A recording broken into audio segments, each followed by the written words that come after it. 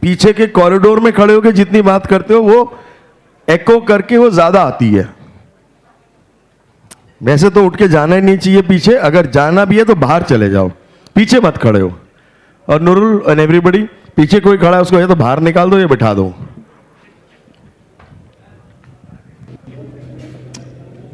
Okay, सो उनको बुला लो जरा। So can we all give, when he comes, Mr. Krishan Pant, co-founder, Saimra, SGS. So I'll just tell you a little bit about him in terms of the numbers of accomplishment that he has.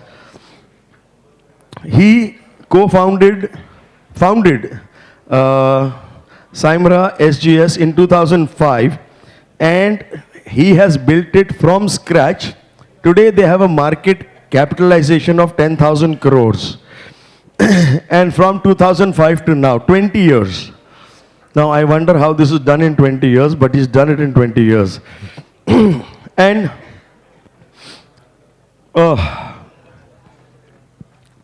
इन्होंने भी पिछले 5 साल में 4x growth करी है, even at this level.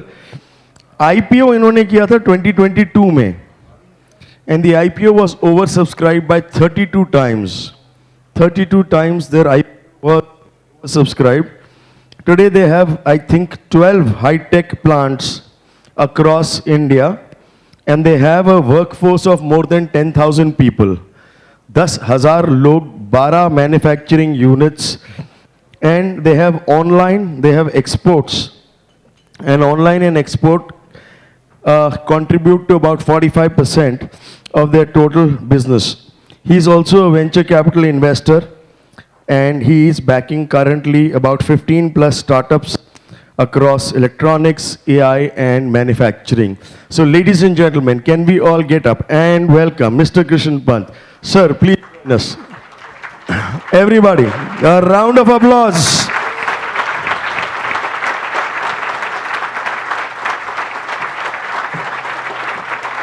Thank you so much. Thank you. Thank you so much. Please sit down. Please sit down. And a very big thank to Dr. Mukesh Jindal for getting him and introducing him to us today. So thank you. He's not a doctor, he's a financial expert, and he does a lot of financial consulting. So, investment consulting rather. So, yeah. That's working fine? Yeah, thank Excellent. you. Thank you very much. आप सभी को बहुत बहुत नमस्कार मेरी तरफ से. I think it's a huge pleasure, I would say, and very unique event. This kind of an event I am attending for the first time. I would say this is something very unique, and thanks to Mr. Rahul Jain, who has been, what I felt very, different in the whole domain of this business. I think he has been doing this for many years, and all of you are successful entrepreneurs, businessmen, all of you. But still, you are joining him, paying him, and learning. And this community has become so strong, which is like, this has become a self-accretive, according to me now, that community within the community of all the people. So what is the biggest strength for you now? I decide, why are you paying after having such a success in the whole business? Because you are willing to learn. That's the most important attitude of life, that the willingness of learning is phenomenal. And that is the only theme which I want to tell you is most important. I'll give you a very small example, I think, for this learning element. We had set up a joint venture company with a Norwegian company. Would you like to use the mic? It will be louder and better. Okay, no problem. Comfortable. No, I'm okay. Yeah, great. Yeah. So we had set up a joint venture company with a Norwegian company for manufacturing DC telecom power systems, which feed the base stations of all the telecom towers. you would have seen when in the year 95, when the mobile telephony was being introduced in the country. Now, that was a very watershed movement for the Indian mobile industry, and there were massive requirements of all the people, and I happened to be the managing director of that company, because of our own company had the condition from the joint venture company that anybody who's looking after the business of your parent company has to look after this company, and then he has to detach himself from the parent company. So that's how I went into that as a managing director of that company. And there was a guy who came, just as a clerk, as an assistant to me, just as a clerk and assistant to me in the year 95. And I'll tell you, today, he's the director of a company which is again, Chinese, one of the leading companies in the similar space of DC power. He's the director in charge in the country. Very nice. So, reason being, it's not my contribution. I only asked him. He kept on telling me, sir, मैं आपके साथ सीखना चाहता हूँ, मैं आपके साथ learn करना चाहता हूँ. So, how did it happen? It's basically just उसको हमने पहले, मैंने बोला कि आपको जो भी मेरा काम होता है तो आप डिफरेंट डिपार्टमेंट में आपको पता होता है तो आप उनसे बात करके आइए कि भाई उसका क्या प्रोग्रेस है, उसकी क्या प्रोग्रेस है. He started listening and understanding of different departments workings, and then there after slowly and gradually he started working with them कि भाई इसका क्या हुआ, क्यों नहीं हुआ. That is the next question he started asking. तो उसको क्या कर सकते हैं, उसको कैसे हेल्प कर सकते हैं, सर से बात करें, क्यों नहीं हो रहा है ये बात. तो basically he started learning. Then I handed over because he was a trustworthy guy. मैंने कहा आप कुछ क्रिटिकल परचेजेस को आप देखना शुरू करिए. Critical purchases, just it will you will have the understanding. He started looking into that, and after that he started managing the production धीरे धीरे for over several years. And by the time I basically, that the company was going public in the Norway, stock listing for Norway, they wanted to buy our equity completely. So then mutually, as discussed and agreed, we sold off our equity to them. And then basically, after being 2 years their advisor, I exited and came back to my parent company. That was the whole, I would say, dilemma. But what I'm saying, after leaving that company, he has now become the director of a company. It's because he had the strong urge to learn. That attitude was very positive, and that is the most important thing. I think anything can be done in life by anyone. That is the first conviction which one must have, and I am sure that each one of you has that conviction, because nothing is impossible. I'll tell you, Very nice. I am 67, and just last week, not last week, I would say. Sir Hindi English दोनों चलेगा. हिंदी भी बढ़िया था. We are very comfortable in Hindi, some of us. नहीं ठीक है. Some of us are more comfortable in Hindi. अच्छा ठीक है. तो मैं I am basically from Uttarakhand, तो मेरा भी हिंदी बहुत अच्छी है, मुझे किसी तरह की कोई दिक्कत नहीं है. अरे वाह, क्या बात है. तो हमने हालांकि पढ़े यहीं से ही हैं, पढ़े सब दिल्ली में ही हुआ है, लेकिन but I know Hindi very well because my mother use to taught me that very well. और इसमें हमारी मदर ने एक चीज़ सिखाई है कि जब भी आप हिंदी बात करो तो उच्चारण बहुत ठीक होना चाहिए. और उस पॉइंट ऑफ व्यू से मैं आपको एक करेक्शन करूंगा, मेरा नाम कृष्णा है, कृष्ण नहीं है. सॉरी.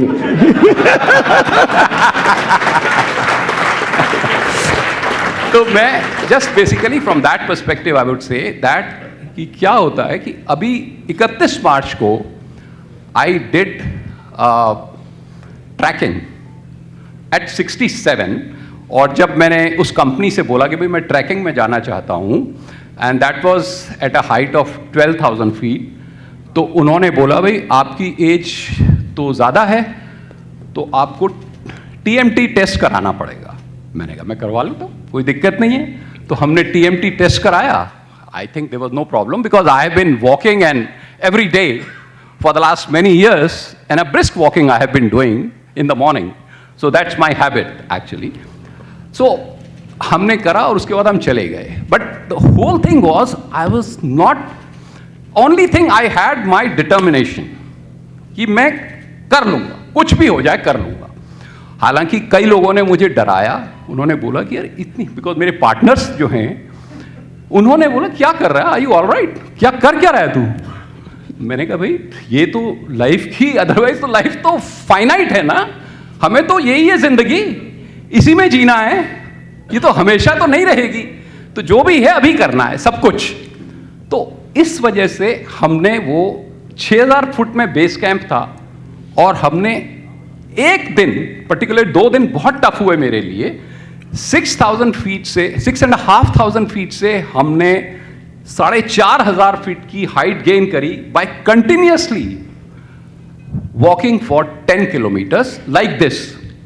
तो that is something which I am trying to tell you, but I did it and finally I was the oldest guy. They were all below 30 and there were only 2 guys. I was 67 and another guy was 62. So finally जब So there is hope for us. Huh? There is hope for us. हाँ, तो finally जब उसके बाद उन्होंने एक closing function करा, जब हम डिपार्ट हो रहे थे सारे, because there were 21 team members and there were 5-6 crews to take care of, because एक अनफॉर्चुनेटली एक यंग जर्मन गर्ल भी थी उसमें जिसको कि थोड़ा हाई एल्टीट्यूड एडिमा हो गया था. तो हालांकि हाइट में ये बड़ा ज़रूरी होता है, आपको मैं ये कह रहा हूँ, one should not be rash, because I went with the best of the companies and with all safety network available with them. Even at a 12,000 height, they had the oxygen. So that is something which is very important. One shouldn't venture out. I am saying, I am not suggesting that, but the whole thing I am saying कि इसमें अगर आप पूरी safety के साथ, security के साथ जाते हैं तो कुछ भी अचीव कर सकते हैं. There is nothing. तो लास्ट में उन्होंने मुझे बोला कि सर आपकी स्पिरिट देख के हम आपको ये स्पिरिट जो एडवेंचर जो हमने करा है इसका बेस्ट ट्रैकर का अवार्ड आपको मिलता है. That is what I am trying to tell you, you can achieve anything and everything in life. तो मैं एक चीज ऐड करना चाहूंगा, आपकी ना शक्ल पे दिख रहा है ये. आपकी शक्ल पे दिख रहा है. क्या होता है बहुत सारी, अभी आपसे मैं नीचे मिला पहली बार, आपकी फोटो देखी थी, फोटो आपने गलत लगा रखी. और ये दाढ़ी जो है वो ट्रैकिंग के बाद ही आई है, क्योंकि 8-10 दिन को नहाना नहीं होता है. जब भी आप जाते हैं कोई नहाने का, शेव करने का कोई जरिया नहीं होता. वो फिक्र मत करिए, हम दिल्ली में भी नहीं नहाते. तो मैं क्या कह रहा हूं कि guys, are you seeing this? शक्ल दिख रही है, हाँ कि नहीं? ये शक्ल पे खुशी और ग्लो है. That is the first thing I noticed about him when I met him. I met him for the first time today, but at the age of 67, मतलब 70 की उम्र हो रही है, नियरली 70 की उम्र में शक्ल पे ऐसा ग्लो होना चाहिए, ऐसा ग्लो होना चाहिए. Thank you so much. Yes please. Sorry. So basically what I was trying to, sorry sir. I went to beyond Darjeeling. It was, I would say, from Darjeeling we went up to, I think, 50 kilometers. नहीं, Nathula नहीं था sir. Sandakfu. Sandakfu is the name of the hill where we went to finally. That is the trekking, and so that is something which we did. और इसी संदर्भ में जब मैं इस बारे में बात कर रहा हूँ, last year we did a road trip. 3,000 kilometers, self-driven, by me and my wife, again with a company, good company. There were around 14 cars traveling together. We went from Delhi to Srinagar to Ladakh and then to various places within Ladakh, returned from Manali and came back to there. 3,000 kilometers. It was a fantastic trip. Last June, I would say, just 1 year ago. So what I'm trying to tell you, while we talk of business, life is also equally important. I'll discuss a lot of things about business as well. So why I'm trying to tell you all these things, like in 2019, I did Kailash Mansarovar. why trekking? Because that was the last year before the China happened problem. That was the last government of India trip which was allowed, and I was lucky to get selected and went there. Again, I was one of the senior most even at that point of time also. So that was at 18,000 feet. You know, it went, when you go to the yatra, वो 18,500 feet पर है. So what I'm trying to tell you, because it's always runs parallel. There's nothing, you know, you can't detach कि मैं अभी ये करूँगा, अभी ये करूँगा. और यही बात मैं अपने बेटों से भी बोलता हूँ. They may listen, they may not listen. Their choice. But मैं बोलता हूँ. That is what I keep on telling them.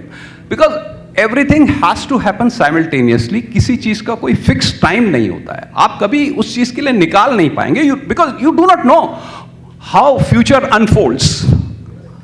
Future में क्या होने वाला है आपको नहीं पता है. लाइफ इज टुडे, आज है, इसी को जीना है और इसी में मेहनत करनी है, इसी में काम करना है. तो मैं आपको बेसिकली थोड़ा सा अपना बैकग्राउंड बताता हूं थोड़ा सा. So एक second I just want to share an example. अभी आपने इनकी बातें सुनी. अब इसके बाद बातें सुनने के बाद मेरे को ऐसा लग रहा है या मेरे को ऐसा मन कर रहा है कि यार मैंने ना ट्रैकिंग नहीं करी है. अरे यस और नो. सो मैं आपको आज एग्जांपल दे रहा था कि hang around with the kind of people you want to become. Be very careful आप किसके साथ हैंग अराउंड कर रहे हो. जिन लोगों के साथ आप हैंग अराउंड करोगे उन लोगों की तरह आप बनना शुरू हो जाओगे. ये ह्यूमन नेचर है, nature. So always be very careful आप किसके साथ हैंग आउट कर रहे हो.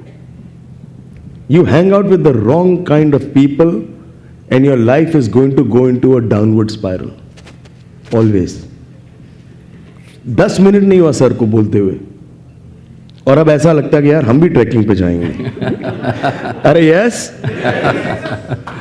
अब सर बिजनेस भी करते हैं आप. मैं कह रहा हूं आप बिजनेस भी करते हैं कि सिर्फ ट्रैकिंग ही करते हैं. तो मैं आपको ये बता रहा था कि how did we start business. Of course I could have gone back to earlier also. We were 4 friends. We have been working in a company for the last 5-6 years. That was the year, I would say, 7-8 years. That was the year 2082 to 89. 1982 to 89. Right? So then the company was doing very well. It was very profitable company. But the owners were not willing to grow. आप बड़ी important बात मैं आपको बता रहा हूँ कि जो कंपनी के मालिक थे उनकी प्रॉफिटेबिलिटी बहुत अच्छी थी, सब कुछ अच्छा था और हमारी सैलरी भी बढ़िया थी compare to all the market industry. Because we were all team leaders in that company. तो डिपार्टमेंट हेड्स थे हम, हमारी बहुत अच्छी तनख्वाह भी थी, कोई दिक्कत नहीं थी. और हमारी चारों की फैमिलीज में किसी ने बिजनेस नहीं किया था. ये भी मैं आपको बताना चाहता हूँ.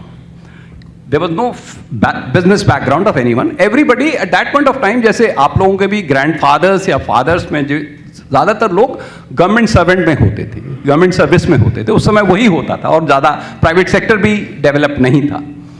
तो हमारे फादर भी गवर्नमेंट जॉब से थे और तीनों के जो मेरे पार्टनर्स हैं उनके भी सब गवर्नमेंट जॉब में थे. तो किसी ने सोचा नहीं था कि कभी कोई बिजनेस करेंगे. तो हम we kept on pushing to our owners कि सर ये जॉइंट वेंचर लगा लेते हैं, इस टेक्नोलॉजी में घुस जाते हैं, सब ये कर लेते हैं. There were lot of opportunities which were coming to us because we had the funds और बड़ी अच्छी कंपनी थी. बट अनफॉर्चुनेटली, और उनका भी मैं ओनर्स को भी क्रिटिसाइज नहीं करूंगा क्योंकि उनका जो बेटा था, there was only one son, he was not willing to come into the business. तो उन्होंने कहा किसके लिए करना है यार मुझे, I don't want to grow period. तो हमने सोचा फिर हमारा तो ठीक है, हमारी तनख्वाह बढ़ती रहेगी but they will not be any professional growth. हम क्या सीखेंगे इधर, सबसे बड़ी इंपॉर्टेंट चीज है हम सीखेंगे क्या आगे. तो हम चारों ने एक साथ ये डिसाइड करा कि हम अपनी ही कंपनी चुनाएंगे. बट सैलरी क्लास में पैसा नहीं होता है। तो आप यकीन नहीं करेंगे कि हमने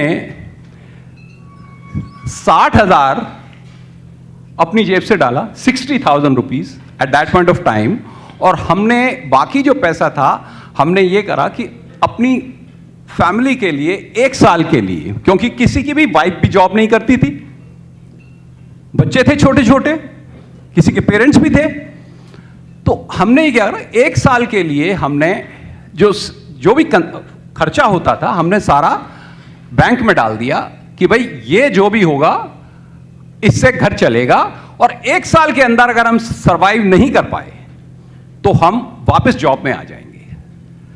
क्योंकि getting a job, having a good experience was not a problem. तो that was the confidence which all of us had कि हम अपने अपने एरिया में, because one was a CA, one was a engineer from Delhi college of engineering, one was IIT, and I was basically from the business side. तो हम चारों को ये कॉन्फिडेंस था कि सेल्स में, फाइनेंस में, मैन्युफैक्चरिंग में, टेक्नोलॉजी में हम आ जाएंगे, कोई भी अपना अपना जॉब कर लेंगे। तो हमने शुरू करा, and by the, I would say, Rahul Jain ji doesn't agree, but I would say luck favoured us और God has been kind. But I agree with that. So basically, we could turn around within 9 months. So there was a support which came from one of the public sector banks initially because of our professional qualification, educational background and everything. They gave us, and we succeeded in that. So that was the only, and in the beginning, we were the 4 employees also, we were the 4 managers also, we were the 4 everything. That is how we started. और हमने उस समय decide करा, मैं आपको जो story बता रहा था, उस समय हमने डिसाइड करा कि जब हमारी कंपनी थोड़ी सी बेटर होने लगी, तो जब हम ये जॉइंट वेंचर कंपनी सेटअप कर रहे थे 95 में, तो हमने ये डिसाइड करा कि हमारे, this is, I am not suggesting to any one of you, but मैं अपनी स्टोरी बता रहा हूं आपको, आप समझिएगा कि हमारे कोई बच्चे बिजनेस में नहीं आएंगे, क्योंकि हम 4 पार्टनर्स हैं, हम लोगों की आपस की अंडरस्टैंडिंग है। 4 के 2 8 बच्चे आ गए फील्ड में, तो जो केओस हो जाएगा, they will be complete chaos. तो हमने उस समय डिसाइड करा कि हमारे बच्चे कोई भी बिजनेस में नहीं आएगा, और that's how we are able to build a professional company. तो अब मैं आपको जो इंपॉर्टेंट चीजें बताना चाहता हूं बिजनेस के बारे में, which helped us in growing that business. देखिए, सबसे पहले जो सबसे ज्यादा इंपॉर्टेंट है, your own team. I think team is the most important. You are not the most important. You are only one of them. But the team is very important, so that the team delivers, team is empowered, having a complete transparency, integrity, commitment, responsiveness.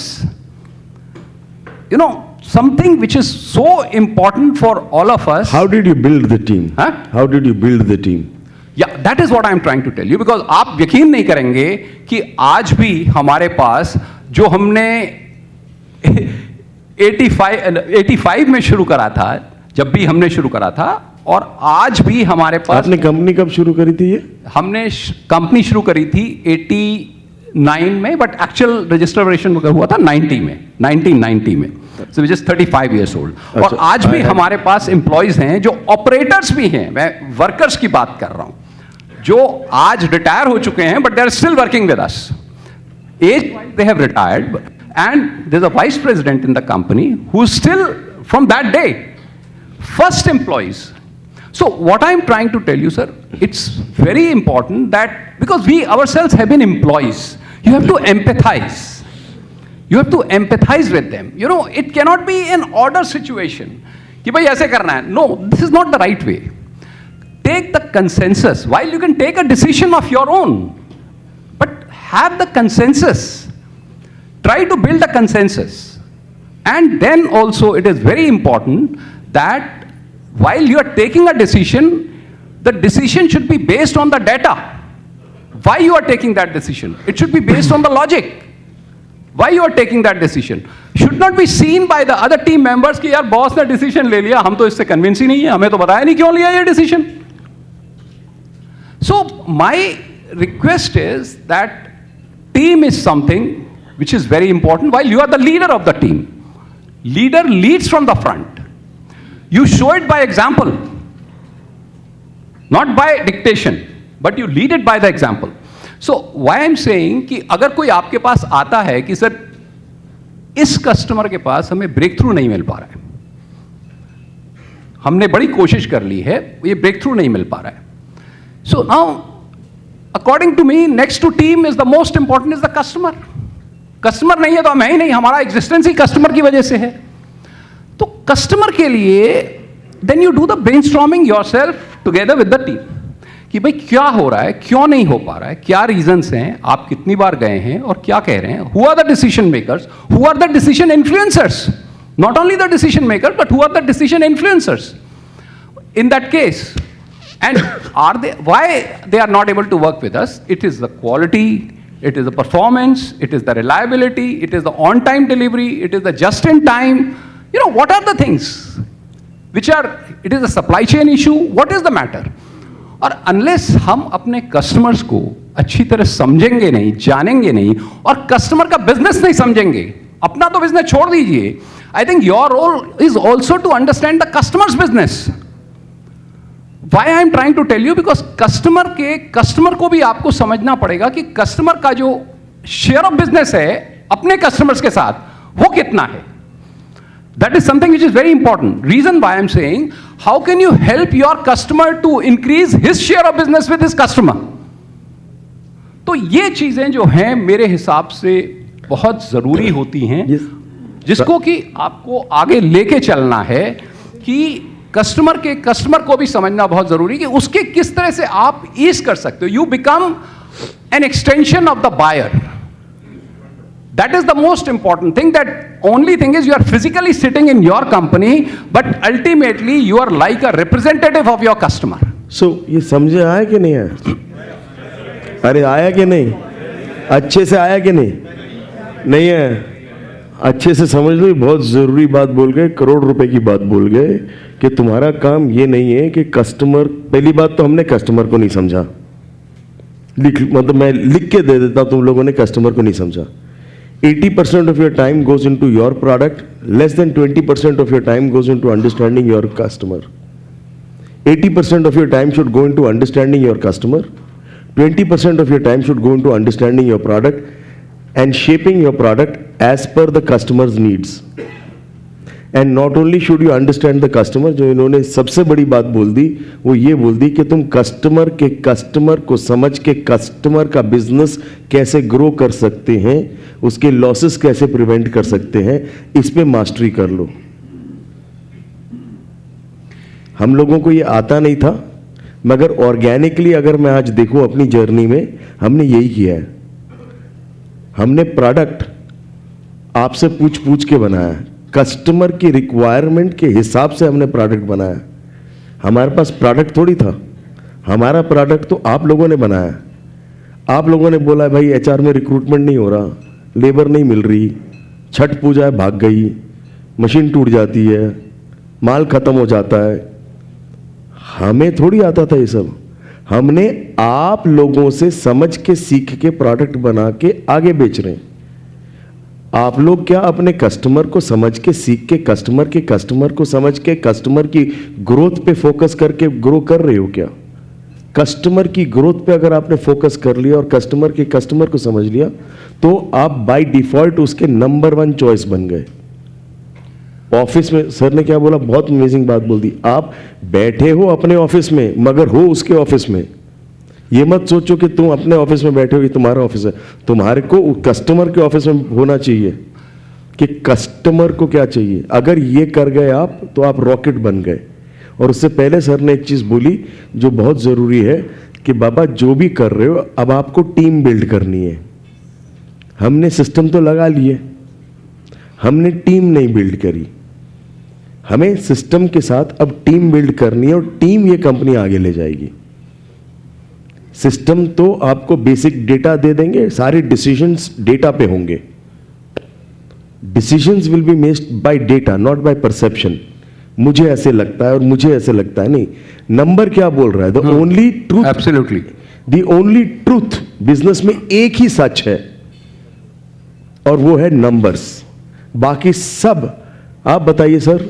100%. That's what I'm saying. Data is the most, because decision making should be based on the data and the logic. That is the most important thing. और मैं ये कह रहा हूं कि आपको अपने buyer को, जो बायर, मैं कस्टमर को बोल रहा हूं, जो आपके कस्टमर का जो परचेज मैनेजर है, उसको अनबर्डन करना है। अनबर्डन कैसे होगा? अगर मान लीजिए उसके पास उसकी रिक्वायरमेंट उसके बॉसेस ने दी हुई है कि भाई मेरे को 3 दिन से ज़्यादा की इन्वेंट्री नहीं रखनी है किसी भी टाइम, या मुझे जब कोई डिफिकल्टी आए तो vendor should be able to help me through the supply chain issues, alternate generate करना है, या कोई fast NPD new product development करना है, meeting their requirements. So there could be anything, on time delivery करनी है, आपने उसकी इन्वेंट्री को मिनिमाइज करना है। अभी देखिए हम क्या कर रहे हैं, हमें मान लीजिए अमेरिका में एक्सपोर्ट करना है, we are not very successful, we try to understand the customer requirement. तो हमें समझ आया कि हमें जब यूएस में एक्सपोर्ट करना है तो हमें उनकी जो प्रोडक्ट्स हैं उसके लिए वेयरहाउसिंग हमें यूएस में ही अपने कॉस्ट में क्रिएट करनी है, सो दैट कि उसके लिए जब भी जरूरत होगी वो उधर से कॉल कर लेगा, and it will be just a 2 days, 1 day, 3 days delivery. जब यहां से माल जाता है तो 40 दिन लग जाते हैं पहुंचने में, and he doesn't have to worry about that. कभी डिमांड अप हो रही है, कभी नीचे हो रही है, तो हमें अपना वेयरहाउस वहां पर मेंटेन करना है। मैन्युफैक्चरिंग हम यहीं करेंगे, लेकिन वेयरहाउस वहां मेंटेन करेंगे, so that they are able to take care of that without any difficulty. So this is something which I want to tell you कि बिकॉज आपको you have to be very close to your customer, and customer is king. अगर हमारी existence आज है तो हमारे customers की वजह से है और किसी वजह से नहीं है। तो उनको 360 डिग्री समझना, when I am saying 360 degree means really 360 degree, उनकी मतलब हर चीज को, हर प्रेफरेंस को, हर इग्नोरेंस को, you need to have a clarity on that and understanding on that. तो सर एक चीज आपने और बोली कि डेटा आप एनालिसिस कैसे करते हो, क्या क्या डेटा एनालिसिस करते हो? सर देखिए मैं आपको डेटा के बारे में बताता हूं। और टीम कैसे बिल्ड करते हैं? सर टीम के लिए तो देखिए मैं बेसिक जो थीम्स हैं आप उनको एम्पावर करो, और अगर वो कोई गलती कर रहे हैं प्लीज अंडरस्टैंड, बड़ा होता है मैं बता रहा हूं, you should not reject them. Mistake हमसे भी हो सकती है, फेल्योर हम भी कर सकते हैं, वो भी कर सकते हैं। फेल्योर का सिर्फ एक ही होता है कि we should listen and learn from the failure. वो फेलियर जो हमने करी है उसको रिपीट ना करें किसी भी हालत में। No should be able to repeat what you are doing as a mistake, but the only thing is mistakes and failure should be allowed in life, because personal life में भी फेलियर होते हैं और बिजनेस लाइफ में भी failure होते हैं, जो वो टीम भी कर सकती है और हम भी कर सकते हैं। तो we are, it's basically empathy with them is very important. Empathise करना मेरे लिए सर, टीम के लिए सबसे ज्यादा इंपॉर्टेंट है। एम्पावरमेंट करना कि यार अगर तुम हो तो क्या डिसीजन लोगे, वो कहेगा सर आप बताओ क्या करेंगे, मैंने कहा आप लो ना डिसीजन यार। Why are you not encouraging your guys, your team members to take the decision? Let it be small decisions taking initially, then they grow. That's how you build. अब मैं बताता हूं आज की डेट में, जब हमने जो जॉइंट वेंचर कंपनी बनाई थी उसके जो प्लांट हेड थे, वो जब हमने 2015 में उनको छोड़ा तो उनके जो हेड थे उनका फोन आया मेरे पास, because he was in that company only, and he was saying कि सर आपके साथ काम करना है। मैंने कहा यहाँ तो हमारे पास बेटा जगह नहीं है, तो हम एक नई यूनिट बैंगलोर में सेटअप कर रहे हैं। That was year. तो उसने कहा सर मैं I will set up the Bangalore unit, I will go to Bangalore. तो मैंने कहा lock stock and barrel, with the family you have to go, so there is nothing which will be, it's not irreversible. He says I am very happy to go, because बच्चे छोटे थे and he went to Bangalore. So what I'm trying to tell you that today that unit, और हमने 16 में शुरू करी और 17-18 में हमने पहली उसमें से बिलिंग शुरू करी होगी, तो आज 8 साल हो गए, 7 या 8 साल हो गए, 7 साल हो गए पूरे, और हमने लास्ट ईयर उधर 400 करोड़ का टर्नओवर करा है उस प्लांट से. Very nice. और इस साल he himself has given the target 500 crore. Very He nice. himself has given. So what I'm trying to tell you, we are asking because he is the leader. और पहले मैं जब शुरू में जब प्लांट लगा था तो मैं हर 3 महीने में एक बार जाता था, और मेरे ख्याल से 4 साल हुए होंगे, उसके बाद हमने जाना बंद कर दिया. और आज की डेट में मैं आपको सही बताऊं तो हमारे सारे plant are run completely independently without any one of us sitting in the plant or expecting a daily report or weekly report or that kind of a thing. We have only the monthly reporting system. और आप क्या देखते हो reports में, क्या important होता है, हमें क्या देखना चाहिए? हमारे लिए देखिए जो इम्पोर्टेंट में बहुत इंपॉर्टेंट चीज़ें होती हैं, जो बेसिकली जो सारे starting from the revenue right to the bottom. आप फाइनेंस ही देखते हो, financial right to the bottom, because it is, देखिए at the end of the day it is very important to have the clarity of the entire operation, because हर plant का क्या EBITDA चल रहा है, क्या पैट चल रहा है, क्या पीबीटी चल रहा है, क्या इन्वेस्टमेंट हो रहा है फर्दर.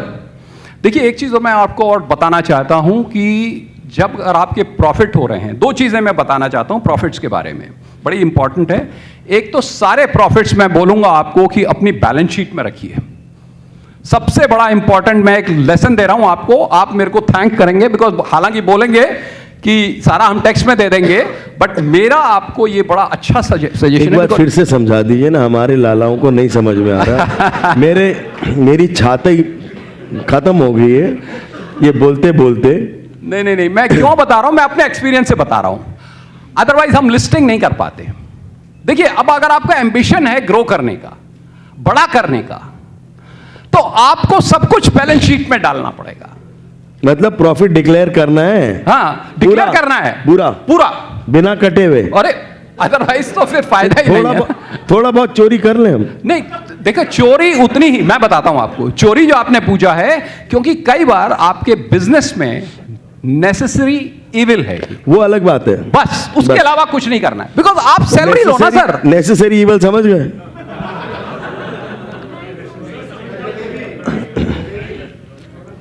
वो जो लेना देना होता है, कभी करना होता है, उसके आप बिल निकाल लो, वो अलग बात है, मगर उसको छोड़ के सारा.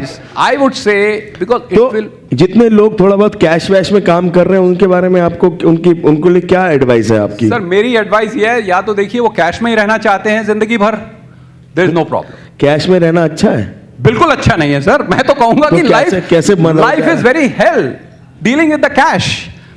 देखिए हमारी आज की डेट में जो सबसे बड़ा एडवांटेज है, मैंने आपको बोला हमारे 10 प्लांट चल रहे हैं all over India. There are 10 plants running. We are not managing anything, everything is above board. और तो और मैं आपको एक चीज और बताता हूं, स्क्रैप निकलता है कंपनी से. मतलब आपको मैं बड़ी प्रैक्टिकल चीजें बता रहा हूं. पहले जो स्क्रैप निकलता था उसको 10 साल पहले तक हमारे पास आता था वो क्लियरेंस के लिए, हम लोगों के पास. क्यों? बिकॉज अल्टीमेटली स्क्रैप में कैश मिलता है, पहले कैश मिलता था. और क्या स्क्रैप की कोई वैल्यू नहीं होती? हाँ, कैश स्क्रैप ये होता है कि अच्छा ये जो पौधा है कितने का स्क्रैप समझते हो ना? हाँ. तो ये 10 रुपए का भी जा सकता है, 15 रुपए का भी जा सकता है. यस. हाँ. तो चोरी के इसमें फुल चांस है. और अब आप ये बताइए कि पिछले 10 साल से अब प्लांट मैनेजर ही मैनेज कर रहे हैं स्क्रैप, हम कुछ नहीं कर रहे हैं. और वो भी हमने बोल दिया है कि आपको जो स्क्रैप का भी सेलिंग है वो हमने ऐसा करा है कि everything has to be, scrap conversion has to be not in the cash but it has to be through the bill. Bill में हाँ, बिल में और चेक में. तो मैं क्यों बता रहा हूं आपको, देखिए इसका एडवांटेज क्या है कि आपकी बैलेंस शीट स्ट्रांग होती है. जब बैलेंस शीट स्ट्रांग होती है तो जो इन्वेस्टर्स होते हैं या बैंकर्स होते हैं या जिनसे आप डेट लेते हैं वो आपको काफी सपोर्ट करते हैं। देखिए, अगर आज मैं कोई कंपनी अगर हम एक्वायर करने की बात कर रहे हैं तो उसका पैट का या एबिटा का मल्टीपल देते हैं ना हम। आप स्टॉक एक्सचेंज में कभी करते होंगे तो पी देखते हैं ना, प्राइस टू अर्निंग मल्टीपल देखते हैं ना आप समझ रहे हैं कि नहीं? नहीं सर, समझ सब कुछ रहे हैं, हा? समझ सब कुछ रहे हैं, करने में कोई इंटरेस्टेड नहीं है। वापस जाएगा और फिर वापस जाके टैक्स बचाएगा और टैक्स, सुन लो सर, पूरी बात तो सुनो, हमारी राम कथा तो सुनो सर, मेरे दर्द तो सुनो।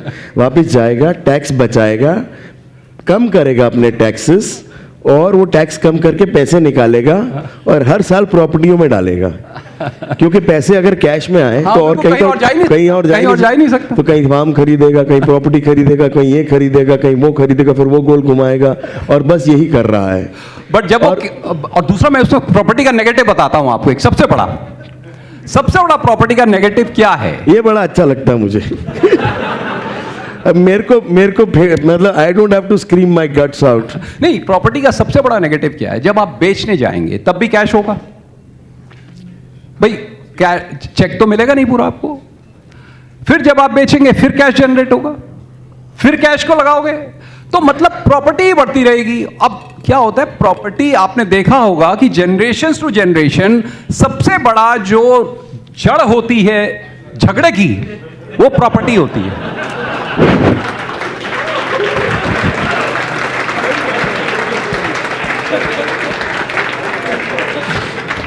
मैंने आज तक दो भाइयों को स्टॉक्स पर लड़ते हुए नहीं देखा कि ये स्टॉक मेरा है, वो स्टॉक तेरा है, इस पे लड़ती है। कोई लड़ाई नहीं देखी आज तक।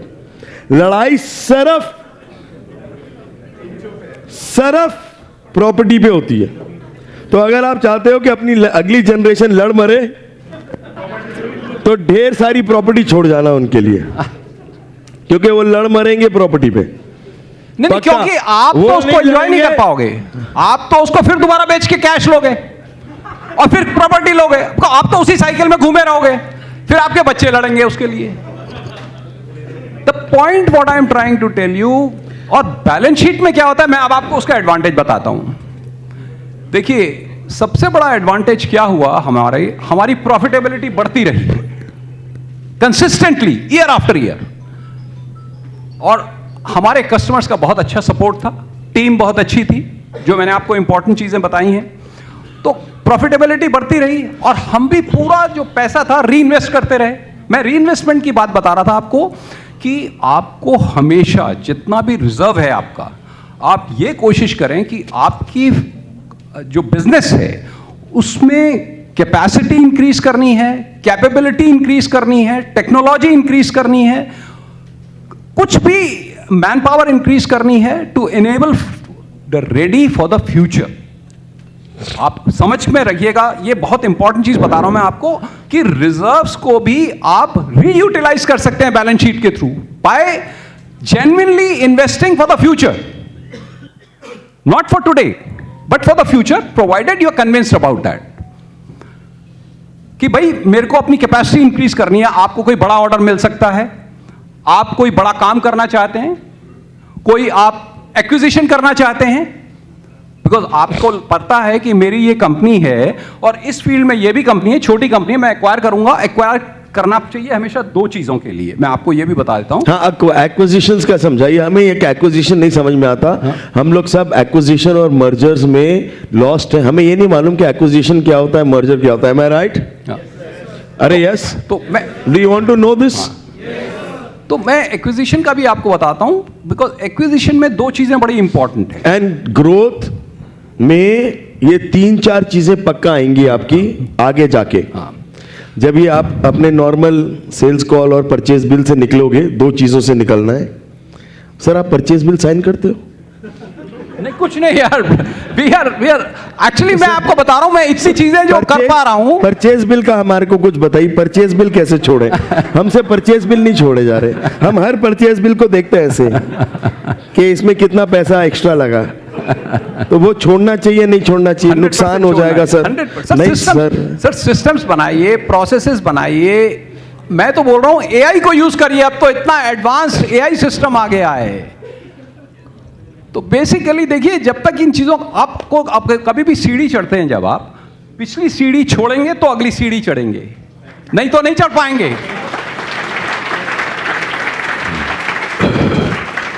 जो तो आप सर दो चीजें, एक परचेज बिल छोड़ देने चाहिए, देखना।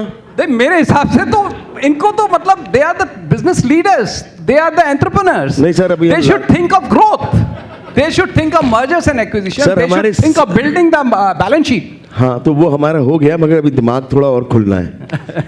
तो धीरे धीरे खुलेगा। तो एक तो purchase bills I don't think. आपने कब छोड़े? हाँ? आपने कब छोड़े? हमने तो मेरे ख्याल से 15-20 साल पहले छोड़ दिए परचेज बिल। मतलब शुरू होने के देखिए, कैपेक्स में हम इन्वॉल्व होते हैं जहां करोड़ों का इन्वेस्टमेंट होता है, कैपिटल एक्सपेंडिचर जिसको हम बोलते हैं। मशीन्स आती हैं हमारी, एक सेट ऑफ मशीन 7-8 करोड़ की आती है। तो उसमें हम खुद नेगोशिएशन करते हैं, because not because of we don't, they are also sitting together with us, because we want to negotiate the best price.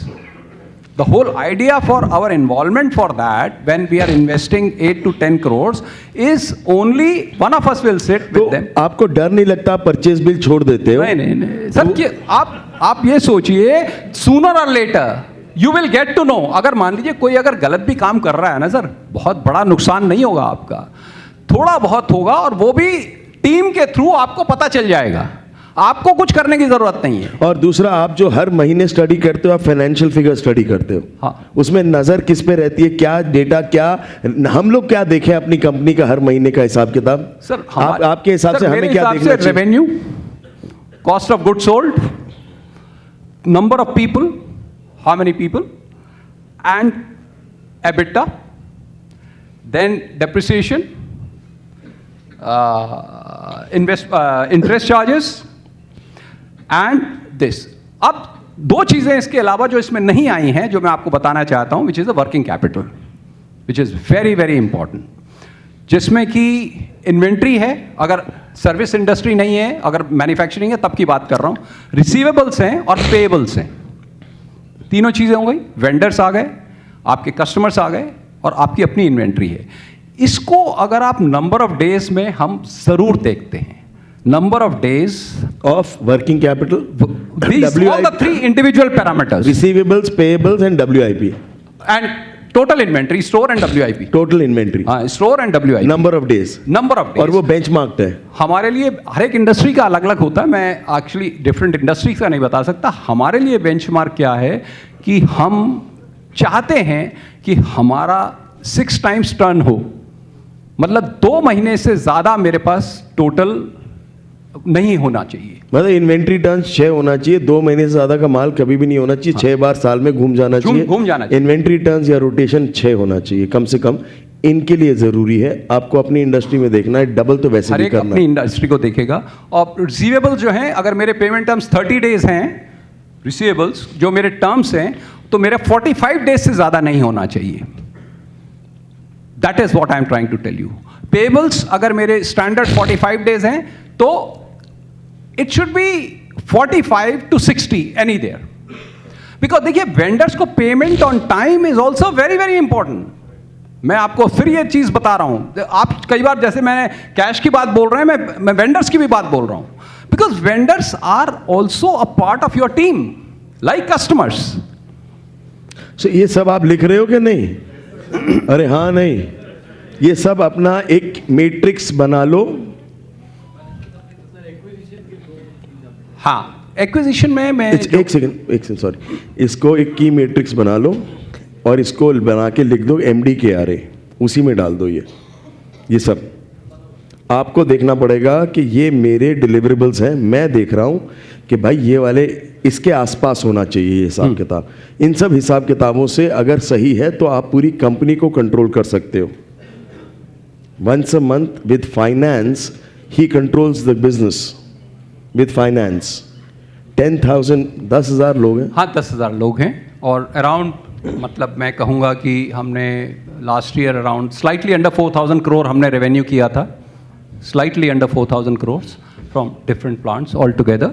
and we are in different verticals, and we have around 30% coming from exports to primarily 30% from exports.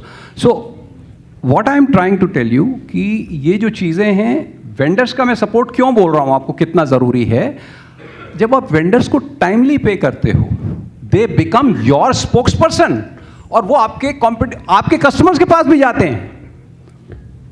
आप मेरी बात को समझिएगा, because they go to your customers also. फिर बोलेंगे यार, उनसे पूछते हैं कि अच्छा ये बताओ यार, इस प्रोडक्ट के लिए अच्छा वेंडर कौन सा है. कभी कोई परचेज वाला पूछे, sir this company is very good, without thinking a twice, because उनको पता है कि यार मेरा तो पैसा सेफ है. और कल अगर कभी आपको दिक्कत भी है वेंडर के साथ, आप उसको एडवांस में बताइए कि बॉस मैं इस बार 60 डेज में नहीं दे पाऊंगा, 15 डेज का एक्सटेंशन चाहिए मुझे. He will gladly come back to you, sir आप 75 दिन में दे देना. But the only thing is advance intimation as a mark of respect and participation is very important. Honouring the commitment. Very nice. तो sir acquisitions mergers के बारे में आप एक्विजिशन में बता रहे देखिए थे. दो चीजें हैं जो बड़ी इंपॉर्टेंट है, दैट आपकी सिनर्जी है आपके बिजनेस के साथ, दैट इज वन. एक्विजिशंस और मर्जर्स में क्या फर्क है और क्यों करते हैं? आज मैं आपको बताता हूं. Acquisition is like you are acquiring the whole company, maybe anything greater than 51%, and then you are managing. Mostly you are managing. However, for next 3 years, 5 years, you may have an understanding that the current set of owners or management can continue to lead it from the front while you are on the board having more members, you are driving the board. Why should we acquire a company and how do we get the money to acquire it? So that's what I'm saying. If they have got a strong balance sheet, the bankers will come forward for debt. Because देखिए दो ही चीज़ों से आप acquire कर सकते हैं. एक तो बैंकर आपको सपोर्ट करें विद द डेट, और दूसरा आपका अपनी बैलेंस शीट स्ट्रांग होनी चाहिए, आपके रिजर्व्स होने चाहिए. So, और ये वाला दोनों जो- इंटरडिपेंडेंट हैं. ये वाला जो लोन है, it's a good loan. There are good loans and there are bad loans. Expansion and capital expansion is always a good loan. There's no problem in that. Okay, sorry. Yes, please. So and second thing is that there should be synergistic business. You know, one is synergy I have told you. The second thing is the growth. This definitely gives you the growth in top line and bottom line. That is the most important thing. And important also while you are going for acquisition, it is also important, suppose it is very tech heavy, technological, very heavy. So the people of that company become very important to you who are running that, who will be now your people. So they should continue. They should not think, भाई पुराने मालिक चले गए तो हम भी चलते हैं. So this is something very important. You have to, in case, like we are exploring an acquisition right now. I'm in the mid of that, to tell you very frankly. इस समय हम एक कंपनी को acquire कर रहे हैं, करने की कोशिश कर रहे हैं, अभी फाइनलाइज नहीं हुआ है. तो हमारे लिए इस समय सबसे बड़ा चैलेंज ये है कि वो कंपनी के जो एक्चुअल जो रन कर रहे हैं, जो टीम है उनकी, वाइस प्रेसिडेंट जो हैं उनके, जो टेक्नोलॉजी फ्रंट में है, सेल्स में है, मैन्युफैक्चरिंग में है, under all circumstances we want them to continue because we will not be able to drive it. तो कैसे करेंगे? हम उनको ईसॉप देंगे, मतलब स्टॉक ऑप्शन देंगे, इंसेंटिव देना पड़ेगा ना आपको. बिना इंसेंटिव के तो नहीं रहेंगे वो आपके साथ. तो what I am trying to say, आपको कुछ देना पड़ेगा to gain bigger. A small piece has to be given. That is something which is very, very important. So growth and synergy, these are the two very, very important things for a merger. में क्या होता है sir? We merged. I'll tell you our example. अब हम लोग, because I'm 67 and I'm the youngest of the 4 of us, to tell you very frankly, हमारी जो dilemma था, and my eldest partner is around 74. So what happened in the year 2020, we started approaching these that one of the top 4 companies कि भाई हमें बताओ कि अब future क्या करेंगे हम. हमारे पास उस समय तकरीबन 3-3.5 हज़ार वर्कर्स मतलब सारे एम्प्लॉयज़ थे और तकरीबन मतलब 20 साल की क्लाइंटेल थी और 20-25 साल के एम्प्लॉयज़ भी हमारे साथ काम कर रहे थे. Average I am just trying to tell you. तो हमें इन तीनों को प्रोटेक्ट करना है, एम्प्लॉयज़ को, वर्कर्स को और कस्टमर्स को.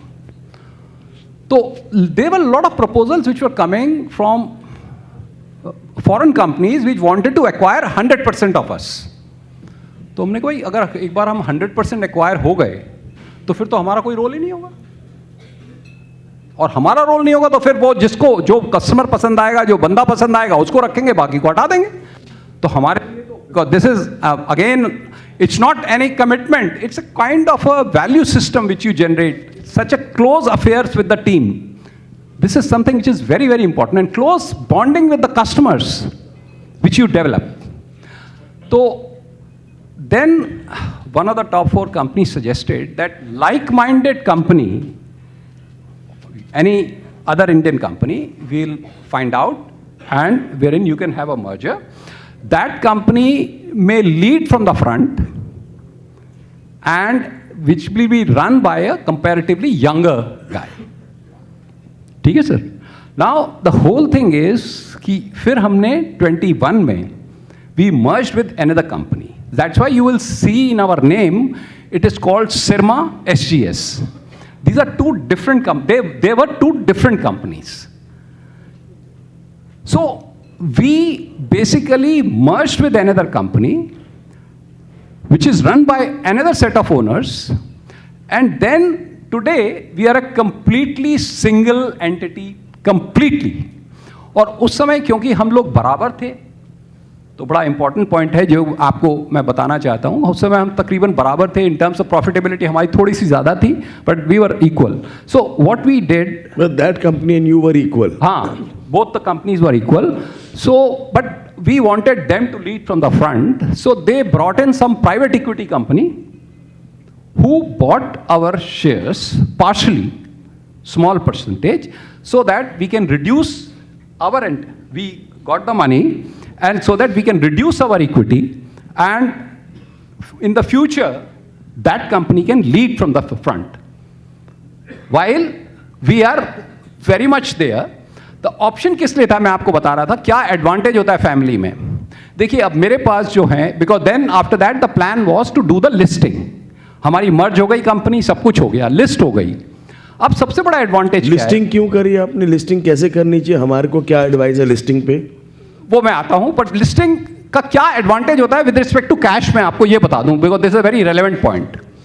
लिस्टिंग का एडवांटेज क्या है कि आज मेरे पास शेयर होल्डिंग है अपनी कंपनी की, which is market driven completely. अब beyond me there is no problem, because मेरे शेयर्स मैं अपने बच्चों को आराम से दे सकता हूं, मुझे कुछ करना नहीं है. तो point what I am trying to say, बच्चों के बीच में कुछ है ही नहीं. मान लीजिए मेरे पास 100 शेयर हैं, मैंने 50 शेयर एक को दिए, 50 शेयर दूसरे को दिए, एवरीथिंग इज डन. मुझको कुछ करना ही नहीं है, प्रॉपर्टी को कहीं से कुछ करना ही नहीं है. There is nothing which is needed. मैं ये नहीं बोल रहा सेल्फ के लिए प्रॉपर्टी मत बनाइए, सेल्फ के लिए प्रॉपर्टी जरूर बनाइए, अच्छी प्रॉपर्टी बनाइए, अच्छी लाइफ जीजिए, अच्छा कुछ करिए, बट मल्टीपल प्रॉपर्टी से इन्वेस्टमेंट के तौर से देखना बिल्कुल गलत है. That is what I am trying to tell you. So अब जहां तक ये जो आपने पॉइंट पूछा था मेरे से रिगार्डिंग द लिस्टिंग, लिस्टिंग में क्या होता है कि आईपीओ आज का ना फैड है, सबको आईपीओ करना है. अगर मैं यहाँ पूछूं ना, हाथ खड़ा कर दूं, हर आदमी खड़ा हो जाएगा, बोलेगा मेरे को आईपीओ करना है. कैश के साथ आईपीओ नहीं हो पाएगा सर. ये बात नहीं समझ में आती है. आईपीओ करना है, both things cannot go together. वो एक हमारा लॉन्ग टर्म प्रोसेस है कि हम अगले 20-50 सालों में कैश से एक नंबर में आ जाएंगे, 20 साल में आ जाएंगे. I don't think both things can go together. This is what I would like to tell you. But in any case, listing is something जिसमें 4-5 चीज़ें बड़ी इंपॉर्टेंट हैं. एक तो यह है कि हमारे पास आज से नहीं, जब हम बहुत छोटे भी थे तब भी हमारे पास, मतलब मैं कहूँगा तकरीबन 12 साल हो गए होंगे, 12-14 साल हो गए होंगे, हमारे पास PwC हमारे ऑडिटर थे। आप समझिए बात को जरा, मैं जो समझाने की कोशिश कर रहा हूं। And they always cost 3 times मतलब देन द इंडियन ऑडिटर्स। मतलब 3 गुना। एग्जाम्पल पैसे में? अब सर मैं I cannot tell you exactly, but because times के साथ वो कॉस्ट बढ़ती जा रही है, चेंज होती जा रही है। तो बता, आपने PwC को ऑडिटर रखा और हाँ। PwC बाकी सबसे डबल ट्रिपल 3 गुना ज्यादा है, हाँ। महंगे। तो PwC was our auditor 12 years ago. I'm saying at that point of time there was no plan of IPO also, to tell you very frankly. But एक ये था कि यार हम, और दूसरा जो internal auditor, there are 2 auditors. One is a statutory auditors, another is a internal auditor. Internal auditor भी हमारे जेसी भल्ला थे, जो कि one of the top company से। मैं क्यों बताने की कोशिश कर रहा हूं ये बातें आपको, because these are the things which help you a lot, because आपको कुछ बोलना नहीं पड़ता है। हमारे को ऑडिटिंग करवानी चाहिए अपनी कंपनी की। है? हमारे को अपनी कंपनी की ऑडिटिंग करवानी, यहाँ कोई करवाता नहीं है। ये तो फिर I think it's then I am addressing the wrong audience. नहीं सर, यू आर राइट। आप आज बोलोगे तो हम लोग शुरू करेंगे, मगर हमें सीखना भी है ना, जैसे मैंने बोला हमें सीखनी है। तो आप इतने शॉक्ड क्यों लग रहे हो कि हम ऑडिटिंग नहीं करवाते? वर्क इन प्रोग्रेस भी ऑडिट होगा ना सर? नहीं, वो कह रहे हैं हम वर्क इन प्रोग्रेस है। तो वो तो हमेशा ही वर्क इन प्रोग्रेस रहेगा, जैसे कैश वर्क इन प्रोग्रेस है, वो तो ये सारी चीजें वर्क इन प्रोग्रेस ही रहेगा। तो सर ऑडिट करवाना चाहिए, उसका फायदा क्या है? ऑडिट नहीं करवाना चाहिए सर, ऑडिट अच्छी कंपनी से करवाना चाहिए, रेप्यूटेड कंपनी से करवाना चाहिए। बिकॉज देखिए at the end of the day, या तो आपको ग्रोथ का इंटेंट नहीं है, इंटेंट है तो आप दोनों जगह नहीं बैठ सकते। So I want to point out one thing. एक बात समझो, इसको कहते हैं growth mindset and non growth mindset. So growth mindset क्या बोलता है? ग्रोथ माइंडसेट ये बोलता है कि आप लिख के रखो कि आपको 10 साल बाद कहाँ पहुँचना है, और अगर 10 साल बाद आपको यहाँ पहुँचना है, इस रास्ते में आपको क्या क्या करना पड़ेगा। एक चीज़ ये करनी पड़ेगी कि आपको 1 नंबर में आना पड़ेगा पूरा। दूसरी चीज़ करनी पड़ेगी, कहीं पर आपको एक ऑडिटिंग फर्म उठानी पड़ेगी। और अगर सर की बात हम माने, जो माननी चाहिए, वो कह रहे हैं कि ऑडिटिंग फर्म मत उठाओ, अच्छी उठाओ, महंगी उठाओ, हाँ बढ़िया उठाओ, टॉप ऑफ द लाइन उठाओ, वो कंपनी से ऑडिट करवाओ जो प्रोफेशनल ऑडिटिंग। हाँ एब्सोल्युटली। और सर वो आपकी गलतियां बताएगा ना आपको। Sir eight the end of the day objective क्या है? हमें अपने को इंप्रूव करना है कि नहीं? ये अगर ऑब्जेक्टिव ही नहीं है तो फिर तो खत्म हो गई बात सर, फिर तो कोई बात ही नहीं रह गई। देखिए auditing is both external, statutory and internal auditors are very very important. क्या होता है इंटरनल एक्सटर्नल, क्या होता है sir? Sir internal auditor is the one which takes care of all your systems and processes and does very very extensive accounting books का review, very very extensive। और वो almost हर महीने आकर आपकी बुक्स को चेक करता है फाइनेंस डिपार्टमेंट के साथ, अकाउंट्स डिपार्टमेंट के साथ, और सारा उनका चेक करके उनकी जो गलतियां होता है वो हर क्वार्टर में we take the report from internal auditor. तो ये जो है, ये हमको किस प्रकार की कंपनी लगानी चाहिए इसमें? सर इसमें तो आप देखिए less than the external, less than the statutory. जो मैं आपको बोला, स्टैट्यूटरी तो बेस्ट लेवल की होनी चाहिए, और इसमें बहुत ज़्यादा फर्क नहीं पड़ता, because I really don't know kind of a difference. But मेरे हिसाब से आप अगर कभी भी स्टैट्यूटरी ऑडिटर के पास जाएंगे, आपकी अपनी साइज के हिसाब से you should work with the best of the companies, जो कि genuinely best of the company समझाइए हमारे को। मतलब सर देखिए मैं अभी तो आपको तो जो मेरे पास है, मैं तो उनके पॉइंट ऑफ व्यू से मैं कह रहा हूँ, आप जनरल एक बार बता दीजिए बेस्ट मतलब क्या होता है, किस प्रकार की? चार्टर्ड अकाउंटेंट जो हमारा है उससे चल जाएगा उससे? नहीं sir, there are the firms, very big firms which are having the Indian local Indian firms. हाँ Indian firms also, very big firms. हाँ very big firms, Indian firms audit करवाती हैं। हाँ जो ऑडिट करवाती हैं। और बेसिकली मेरा अपना ये मानना है, because at the end of the day it is an asset for you. अगर कोई ब्रांड के साथ आप करवाते हैं, देखिए आप एप्पल का फोन खरीदते हैं, उसका ऑब्जेक्टिव क्या है? That's a brand because you have the trust and the confidence on them. One is a appeal, brand appeal, that is a separate thing, but you have the trust and the confidence in the brand. Same thing, if tomorrow some investor comes to your company, he would like to have the trust that your numbers are correct. तो ये हमारे को लगता है कि बहुत महंगा होगा अगर किसी को, अगर हमारे को लेट्स से लाख रुपए महीना या 50,000 रुपए महीना देना पड़े। सर लाख रुपए महीना बहुत ज्यादा है। मैं पूछ रहा हूँ, हमारे लिए है? अगर है तो फिर आप उसके नीचे देखिए, अगर आपको है। बट मेरे हिसाब से इट इज वर्थ इन्वेस्टिंग। उससे फायदा होता है, पैसे हमने जो पैसे लगाए ROI मिलता है उस पे। Because ultimately they are the ones who are going to find the faults in your systems and processes and your accounting. जो कह रहे हैं मैं समझा दूं। वही उसके बात है, लेकिन आप अगर खुद ही मैनेज कर रहे हैं सारी चीजें, अगर आपने देखिए डेलीगेट कर दिया, मैं प्रिज्यूम कर रहा हूं कि आपने एम्पावर कर दिया, डेलीगेट कर दिया, तो फिर टीम के बारे में आपको पता होना चाहिए ना। कोई अगर गलती हो रही है, कुछ हो रहा है, तो आपको कैसे पता चलेगा?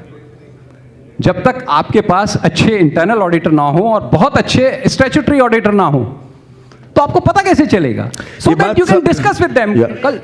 ये बात समझ में आ रही है क्या? अरे आ रही है क्या? जो हमें पकड़ने की कोशिश करते, खुद हम खड़े होके हर परचेज के बिल पे, वो यही कर रहे हैं हम कि फाइनेंशियल बिल में कहीं कोई मिस्टेक तो नहीं हो रही। हाँ, वो करेंगे, वो उनका काम है, उनको करने दो, आउटसोर्स करो। हो सकता है आप आज कर पाओ, हो सकता है आप कल कर पाओ। लिख लो ये लिस्ट में कि कभी ना कभी तो करनी पड़ेगी, और बिग फोर से आपको काम तो करना ही पड़ेगा कभी ना कभी। अगर आपको बिग होना है तो बिग फोर से काम करवाना ही। अरे यस और नो? बड़ा हल्का है आवाज, हल्की आवाज। सर पैसे खर्च करने की बात कर रहे हो ना आप?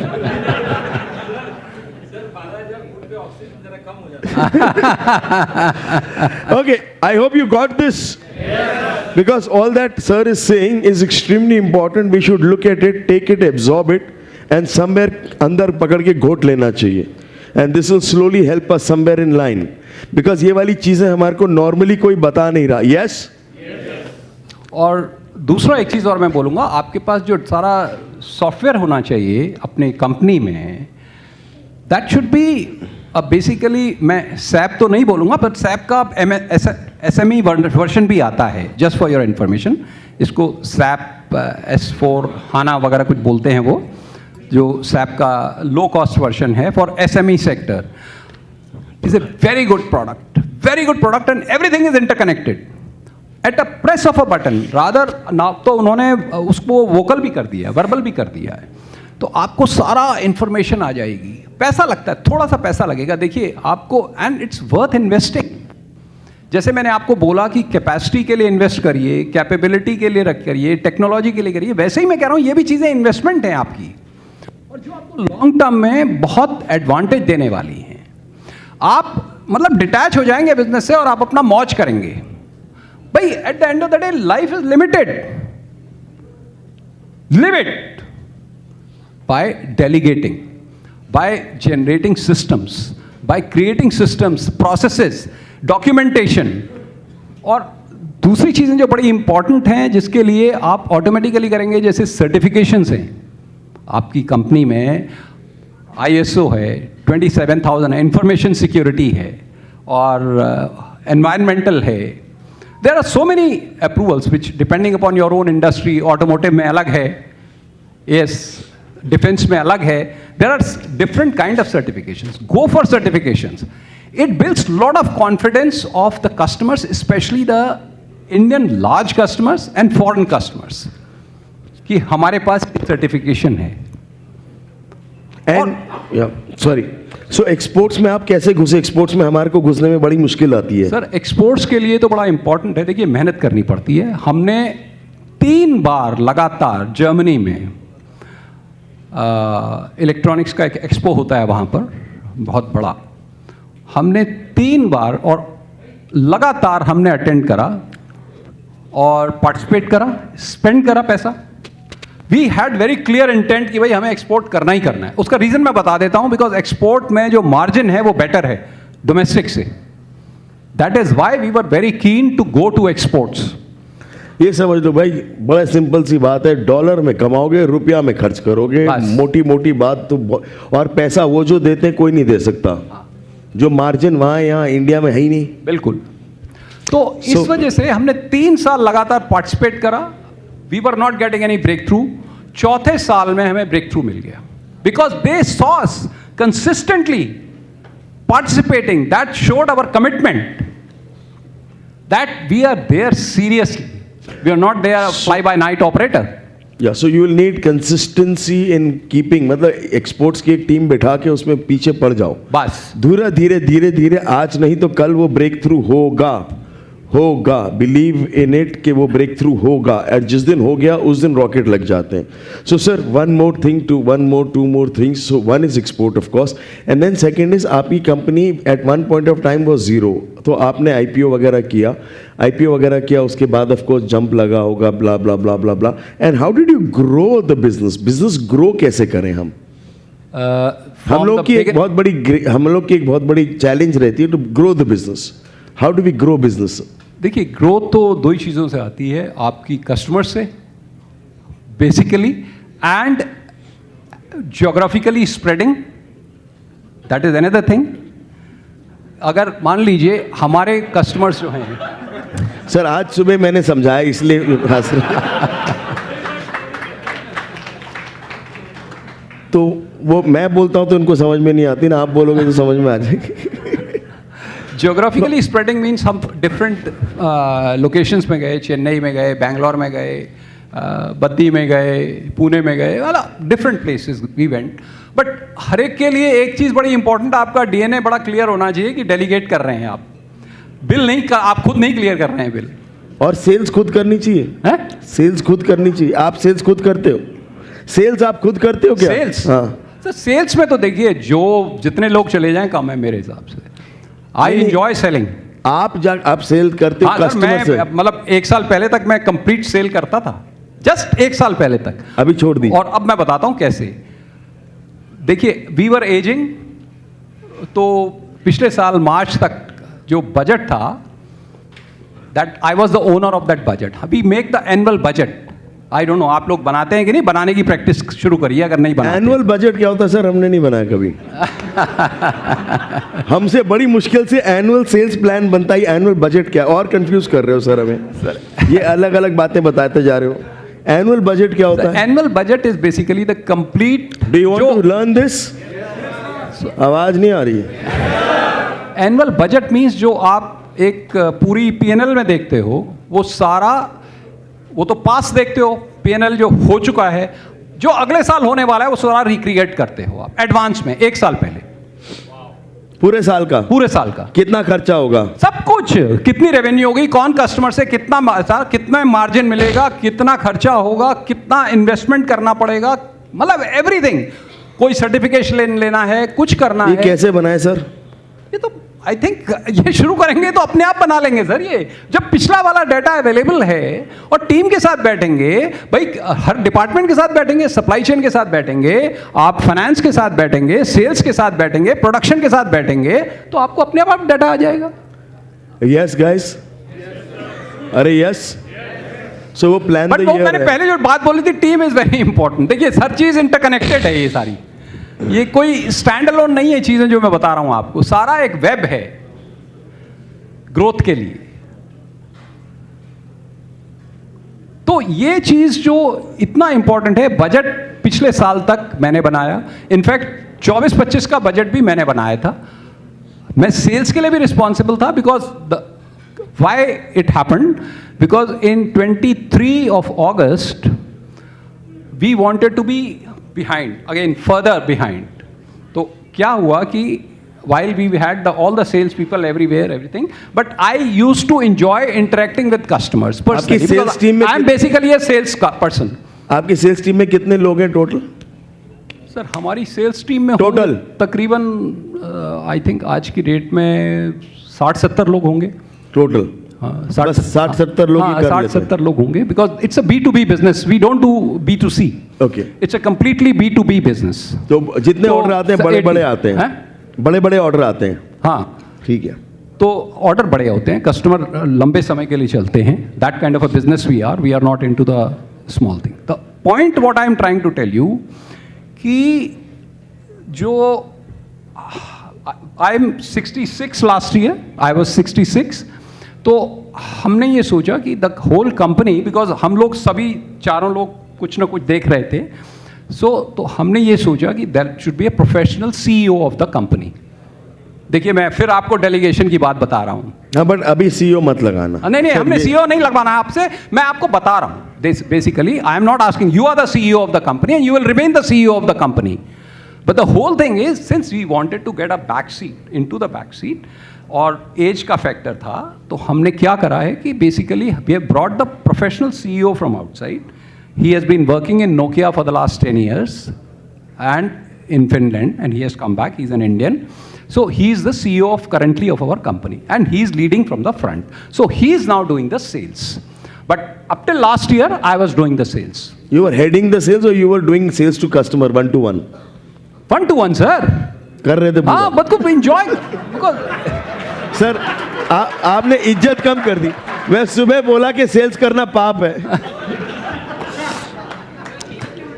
Anyway, yeah, so good. So we need to have all kinds of perspective and understand everything. Absolutely. Sir reason मैं क्यों बोल रहा हूँ कि देखिए But सेल्स मैं में क्या कह रहा होता हूँ है कि आप you are closer to the customer, you hear him, आपको उसकी आवाज सुनाई दे रही है, उसकी जरूरतें सुनाई दे रहे हैं, उसकी दिक्कतें सुनाई दे रही हैं। मैं आपसे ये पूछ रहा हूँ कि हर कस्टमर को आपको क्लोज करना पड़ता है क्या? नहीं, आप किसको क्लोज करते थे? नहीं, आई बेसिकली जैसे मैं आपको बताता हूँ कि हमारा एक कस्टमर है टीवीएस जो बाइक्स बनाते हैं, जो उन्होंने ईवी बाइक बनाई है, उसके जो इलेक्ट्रॉनिक्स है वो हम सप्लाई करते हैं।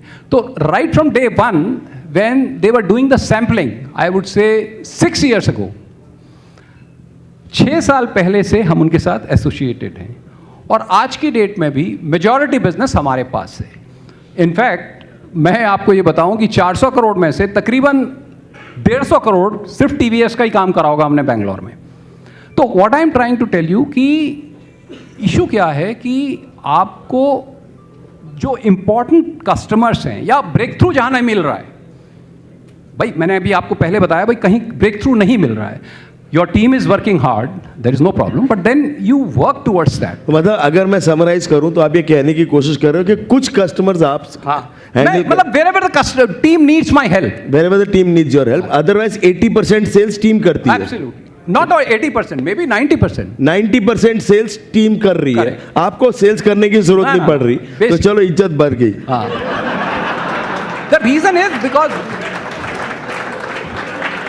देखा, मैंने बोला था ना परचेज और सेल्स नहीं करते। नहीं, reason why I am trying to tell you, because आप अगर हर जगह करने लगेंगे तो टीम क्या करेगी? नहीं, important customers are those 2 types, one where you have not been able to broken through, आप उसको ब्रेक थ्रू नहीं कर पा रहे हैं। देखिए आपने बड़ी कोशिश कर रही है, टीम आपकी बहुत कोशिश कर रही है, तो आप as a help, as an aid, as an assistant or as a boss, you go there together as a team and try and understand. जब तक एक सेकंड, सॉरी फॉर कटिंग, ये क्या बोल रहे हैं? कह रहे हैं 90% सेल्स टीम करती है, और ये बड़ी B2B कंपनीज हैं, मतलब ये कॉर्पोरेट्स को बेचती हैं, बड़ी बड़ी मल्टीनेशनल्स ऑल ओवर इंडिया बड़ी बड़ी कंपनियों को बेचते हैं। Like which companies do you sell to, what are your clients?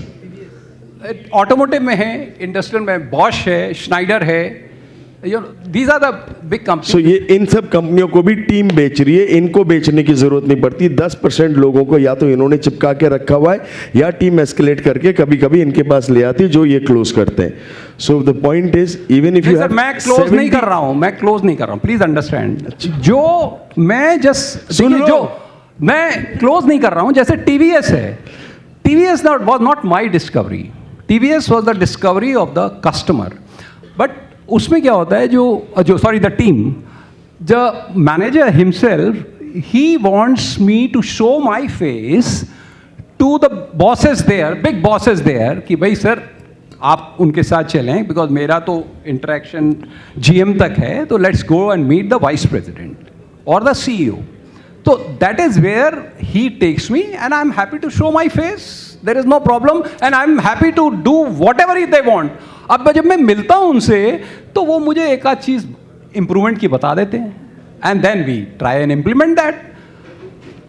Business में नहीं ला रहा हूं, please understand, business is being brought by the team, but I am there whenever they need me. और दूसरा, कहीं पर जहां पर कि वो कोशिश कर रहे हैं और वो सक्सेसफुल नहीं हुए हैं, उस जगह पर I would always be there. मैंने कहा भाई कहीं मेरी हेल्प की जरूरत है तो मुझे बताओ।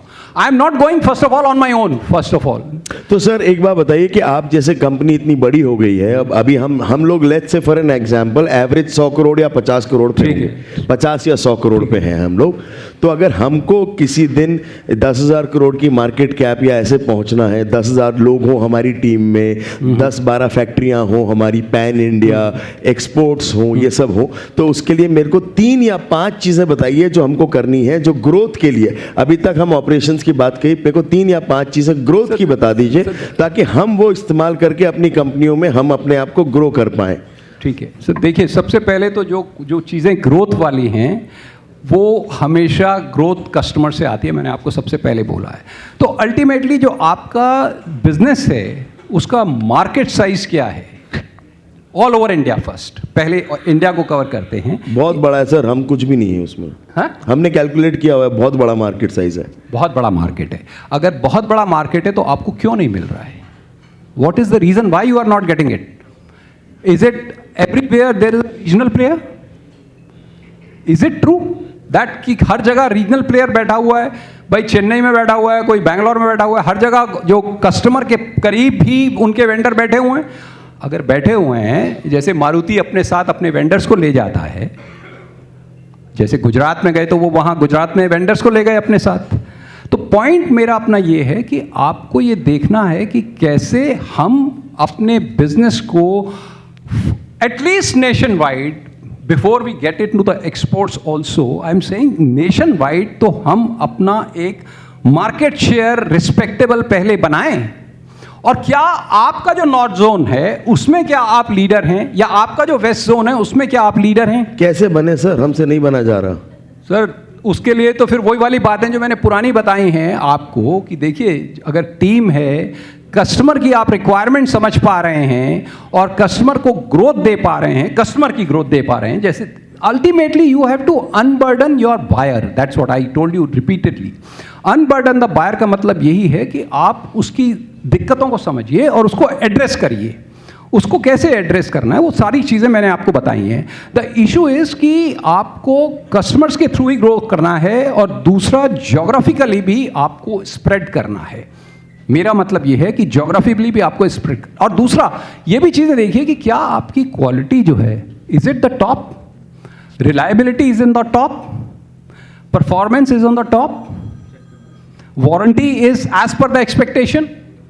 देखिए ये चीज़ें बड़ी इंपॉर्टेंट हैं, बिकॉज मैं सिर्फ वर्ड बोल दूं उससे फ़ायदा नहीं होगा, बिकॉज आप you are the expert of your own business, so you have to be closer to your customer so that you should hear him.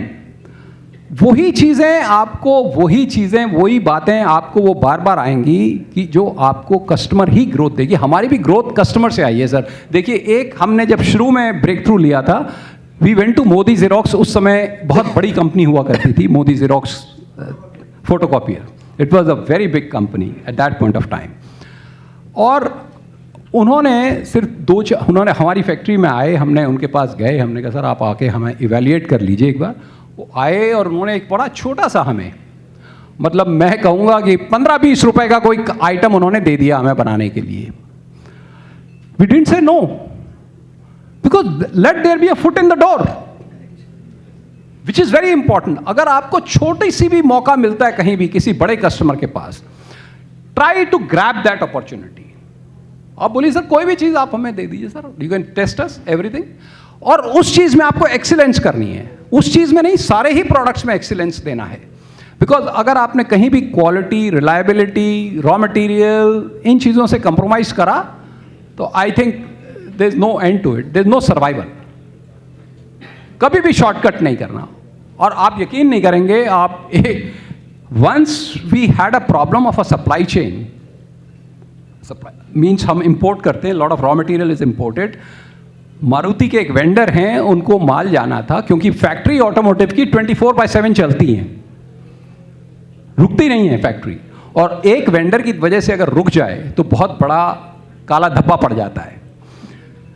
तो आप यकीन नहीं करेंगे, हमने अपने परचेज ऑफिसर को यहाँ से सिंगापुर फ्लाई कराया, क्योंकि सिंगापुर में माल पहुँच चुका था और वहाँ अटका हुआ था, बिकॉज वो कनेक्टिंग फ्लाइट नहीं मिल रही थी।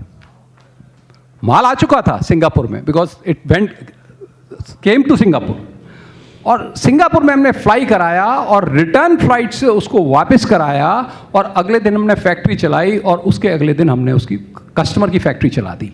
तो ये कमिटमेंट जो है, रिस्पॉन्सिवनेस जो है, ये देखिए सारी चीज़ें बड़ी इंपॉर्टेंट होती हैं कस्टमर को ग्रो करने के लिए। फिर कल उसकी कोई भी ज़रूरत होगी तो वो अपने आप आपके पास आएगा, उसको ये पता चलेगा कि यार आपने तो बंदा मेरे लिए सिंगापुर भेज दिया। So what you're saying is that apart from the product, the service that you give to the customers is unparallel, is unparalleled. Unparallel, Service. Extremely important, not How only. important is the service? मेरे हिसाब से तो sir service is as important as the quality, as important as reliability, as important as the product, as important as the customer, because everything is interrelated. कहीं भी आप चूक जाते हैं तो वो बात हाईलाइट हो जाती है। You can not afford.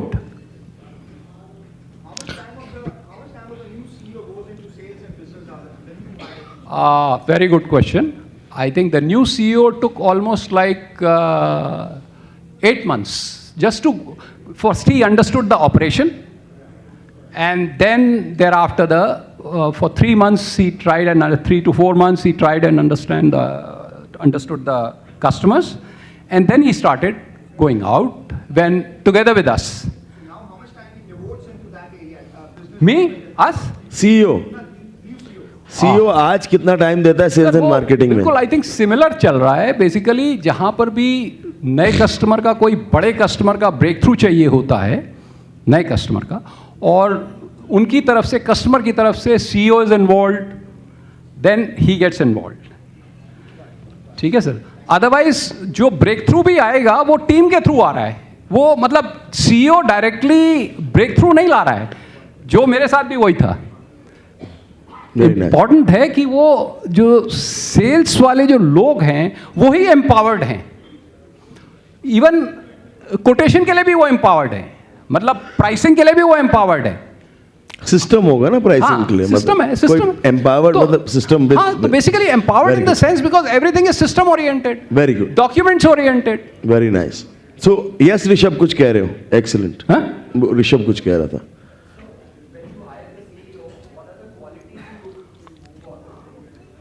देखिए सबसे बड़ी क्वालिटी जो कोई भी, हम कभी भी किसी भी एम्प्लॉय में देखते हैं, is the integrity. That is the most important quality which I see in any person. Forget about anything.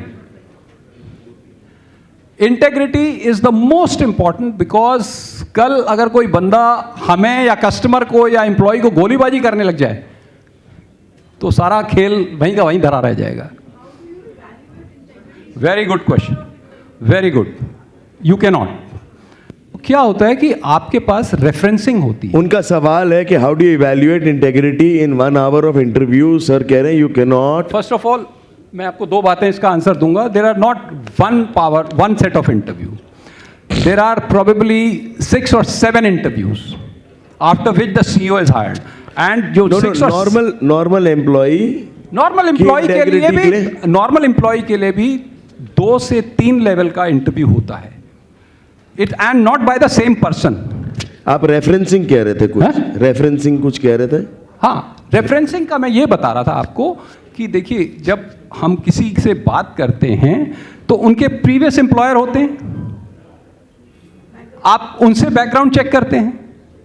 उनके प्रीवियस कलीग्स होते हैं, आप उनसे बैकग्राउंड चेक करते हैं। और ये अल्टीमेटली आप खुद भी कर सकते हैं, सिंस अगर हमने किसी कंसल्टेंट को रखा हुआ है तो वो पूरी रिपोर्ट बना के देता है। आप खुद भी कर सकते हैं ये चीजें। तो इसके लिए डेडिकेटेड रिसोर्स जो होता है रिक्रूटमेंट के लिए, एक लड़की जो नॉर्मल 20-25 हज़ार रुपए में भी रख सकते हो, जिसका सिर्फ फुल टाइम काम एक ही है और वो है रिक्रूटमेंट। रिक्रूटमेंट में अगर इंटेग्रिटी करनी है तो इंटेग्रिटी के लिए आप उसके प्रीवियस एम्प्लॉयर से बात करोगे तो इंटेग्रिटी निकल के आ जाएगी।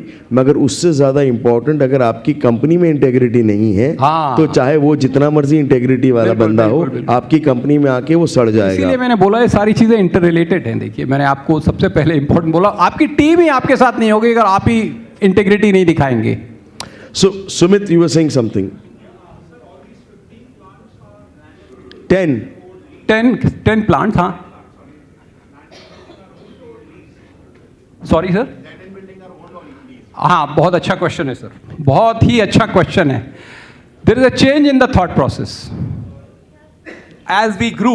वो प्लांट अपने हैं या लोन पे, रेंट पे हैं? बहुत अच्छा क्वेश्चन है ये, मैं कहूँगा, and very practical. I will say once you grow geographically, it's a very important question.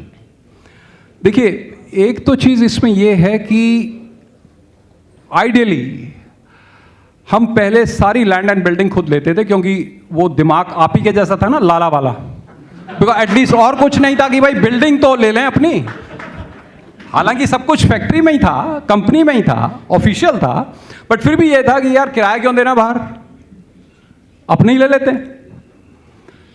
But as we grew, it became very important that एक टर्म होता है सर, जैन साहब, एक टर्म होता है ROC, return on capital employed. I think, हाँ, तो asset light, बहुत अच्छा वर्ड किसी ने यूज करा है. सो जितना एसेट लाइट होगा सर, उतना मॉडल अच्छा होगा. क्यों? उसका रीजन ये है कि सर कि अल्टीमेटली एसेट जो आपने बिल्ड करा है, उसके लिए आपने लोन लिया है, डेट की सर्विसिंग कर रहे हैं, या आप अपना जो रिजर्व्स है उसको यूज कर रहे हैं. अल्टीमेटली अगर आप उसको उस रेंट में दे देते हैं तो इट्स अ रिकरिंग लॉस. और आपका कमिटमेंट क्या है, 3 साल का, 2 साल का? भाई कल अगर कुछ ऊंच नीच भी हो जाए आपके प्लांट में, तो 1-2 साल, 3 साल का कमिटमेंट है. नहीं, point what I am trying to tell मेरा यू, प्लांट चल रहा है, कल को वो मकान मालिक बोलते भाई नमस्ते, दफा हो जा. लीज होगी सर कम से कम 10 साल की, प्लीज अंडरस्टैंड. लीज होगी, लॉक इन होगा 2-3 साल का, लीज 10 साल की होगी. उससे कम की लीज नहीं करनी चाहिए कोई भी सर प्लांट के लिए. तो आप कह रहे हो जो आपने जितने 10 प्लांट खोल रखे हैं, बाद में जो शुरू में आपने खरीदे, हाँ, जैसे बैंगलोर में, बैंगलोर के बाद हमने सारे, बैंगलोर वाला प्लांट भी जो है लीज पर है, और वो लैंडलॉर्ड इतना खुश है कि उसने बगल में बिल्डिंग बना रहा है, वो कह रहा है सर ये भी ले लीजिए सर आप बिल्डिंग. तो एक मिनट, ये बात सुनो और समझो, सुनो और समझो. आप भी लैंडलॉर्ड हो कहीं ना कहीं, यस? अरे आप लोग भी लैंडलॉर्ड हो. अगर आपके पास एक अच्छा किराएदार है जो समय से किराए दे देता है, चुपचाप सही रहता है, तो क्या आप उस किराएदार को कंटिन्यू करोगे, क्या उसको बोलोगे बाहर निकल कोई और आ? कंटिन्यू करो, क्यों? उसको बाहर निकाला और नए लोग लेकर आए, कितनी देर लगेगा, क्या लगेगा, पता नहीं लगता. किराएदार चाहता, मकान मालिक चाहता है कि मेरा किराएदार, मेरी प्रॉपर्टी 1 महीने भी खाली ना रहे, चलने दो. बिल्कुल जी हाँ, बिल्कुल, एब्सोल्युटली. तो आपने जो प्लांट्स लगाए हैं अब सब रेंट पे हैं? लीज पर है. लीज पे है. बावल पे लगाया इधर, वो भी लीज पर है. कितना बड़ा है? बावल पे बैंगलोर में हमारा 1 लाख स्क्वायर फीट है. 1 लाख स्क्वायर फुट. हाँ, बावल में भी 80,000 स्क्वायर फीट है. और दैट वे चेन्नई सारा हमारा 3 लाख स्क्वायर फीट है, वो भी सारा लीज पर है. 3 लाख स्क्वायर फीट रेंट पे लिया हुआ है. हाँ, 3 but लाख अलग स्क्वायर अलग है. Feet. Basically there are 3 plants separately. और आप इस डिसीजन से खुश हैं? बहुत खुश हैं सर, खुश नहीं है, बहुत खुश है. आप क्या जो ऑडिटर भी हैं वो खुश हैं? हाँ, बिकॉज एसेट लाइट मॉडल है ना सर, आपका return on capital employed will always be better rather than investing on a dead asset like building, land and building. It's a dead asset. क्या आपकी मशीनरी इजीली मूवेबल है कि बहुत heavy in nature? आपका जो plant and equipment है, हाँ, उसके मूवमेंट कितनी इजी है? वो कह रहे हैं मशीन, अगर आपको मकान मालिक, सबको डर ये है, ये सब कहाँ से बोल रहे हैं कि मकान मालिक कल बाहर निकाल देगा, मशीन उठा के कहीं और ले जानी मकान पड़ेगी. मालिक कैसे sir, lease signed registered lease होगी सर 10 साल की, वो निकालेगा क्यों अगर आपको उसको वो दे रहे कह हैं रहे तो? हैं कि आपकी मशीनरी आसानी से एक जगह से दूसरी जगह जा सकती है या मुश्किल से जाएगी? मतलब क्या नहीं, नहीं, आसान? मुश्किल से सर, क्रेन से जाती है, क्रेन से जाती है, प्लीज अंडरस्टैंड, बड़ी क्रेन से जाती है और बड़ी क्रेन से ही लगती है. नहीं नहीं, वो कह रहे हैं कि जी वो पता है क्या आप सोच रहे हैं, सब लोग सोच रहे हैं, सब लाल हमारे वो बैकग्राउंड सोच रहे हैं. वो कह रहे हैं कि जी ठीक है, आपने जो बोला बहुत अच्छी बात बोली कि मैंने रजिस्टर करवा ली, सब कुछ करवा लिया, मगर अगर मकान मालिक मेरे को 2 साल, 3 साल, 4 साल बाद बाहर निकाल देता है, तो क्या आपकी मशीन उठा के दूसरी जगह आसानी से रख सकते हैं? बट ऐसी नौबत हम एक्सपेक्ट नहीं करते, बट अगर रख सकते हैं तो yes we can do that. आपकी मुश्किल है मशीनरी उठा के दूसरी जगह लगानी, आसान है? नहीं, मुश्किल है, बट बिकॉज इसका आंसर है मुश्किल है. हाँ, मुश्किल है. हाँ, आसान नहीं है, मुश्किल है, बट डुएबल है। उनको ये लग रहा है क्योंकि आपने ये मॉडल अपनाया है, हाँ? और उनको ये समझ में नहीं आ रहा, उनको लग रहा है कि आपकी मशीन ऐसी है कि कंधे पे रख नहीं चल नहीं दूसरी नहीं जगह। नहीं नहीं नहीं मैं बोल रहा हूँ सर 8-10 करोड़ का इक्विपमेंट है, प्लांट एंड इक्विपमेंट है, एक सिंगल लाइन जो लगती है हमारी, तो इट्स अ वेरी हैवी, और वो जो लाइनें हैं बहुत, उसके लिए हमें फ्लोर की स्ट्रेंथ देखनी पड़ती है। वर्किंग कैपिटल क्यों नहीं लिया हुआ है सर? वर्किंग कैपिटल लोन है, हाँ 100%। बट आज की डेट में हमारी फॉर्चुनेटली क्रेडिबिलिटी ऐसी है, और आपकी भी ऐसी होनी चाहिए, कि banks are coming forward, multiple banks are coming forward, so that you can negotiate the working capital interest cost. आपको मैं एक चीज बताऊं, Citibank was our banker, आज से नहीं 20 साल 25 साल से। अरे सुन लो, ये क्या कह रहे हैं कि आप बैंक के साथ अपना इंटरेस्ट कंपोनेंट नेगोशिएट कर सकते हो। हाँ। मतलब वो गिरा देंगे? हाँ हाँ बिल्कुल। कितना? 0.5 to 1%। That is something which is, because वो तो देखिए, जितना आप उनसे बेटर नेगोशिएट करेंगे, बिकॉज जितना आप टाइमली रीपेमेंट करते हैं, जितना आपके क्रेडेंशियल्स हैं। सिटी बैंक में मैं आपको बताता हूं, हमने जब उनसे स्टार्ट किया लोन लेना, तो उन्होंने एक कंडीशन रखी हमारे से कि आपको पर्सनल गारंटी भी देनी पड़ेगी। होता है ना, एक कोलेट्रल होता है, collateral is basically the company का जो एसेट्स हैं वो तो कोलेट्रल हो गया, रॉ मटेरियल भी हो गया कोलेट्रल। फिर उन्होंने कहा आपको पर्सनल गारंटी भी देनी पड़ेगी। हम छोटे थे उस समय, हमने कहा ठीक है। 10 साल बीत गए उनके साथ रिलेशनशिप में। उसके बाद हमने उनको बोला, अब हमारे पास कई सारे बैंकर्स आने लगे, because company was doing well. तो हमने उनसे ये बोला कि सर, अब आपको अगर हमारे साथ कंटिन्यू करना है तो पर्सनल गारंटी आपको हमें रिलीज करनी पड़ेगी, जो हमने दी हुई है। And it has happened for the first time in the history of Citibank. हमारी company which was comparatively much smaller, but they release the personal guarantee, and we are still, they are our main bankers. Even after, I would say 30 years, they are still our main bankers. Right sir, last question. Finance, एक second Sumit, फिर मैं एक last question पूछा। सुमित से एक सवाल।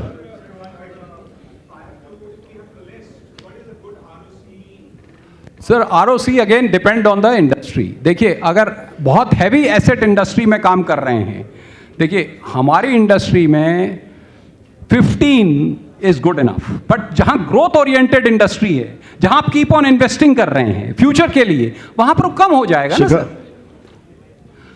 Sir last question, एक minute. Personal finances आप कैसे हैंडल करते हैं, थोड़ा हमें वो भी बताइए। Is it an important part, financial personal finances, बहुत investments, important, passive income, net बहुत worth? Important, and I enjoy the most. One of the good areas where I keep on reading and also learning in the process, because dynamics of the personal investment keep on changing with the times.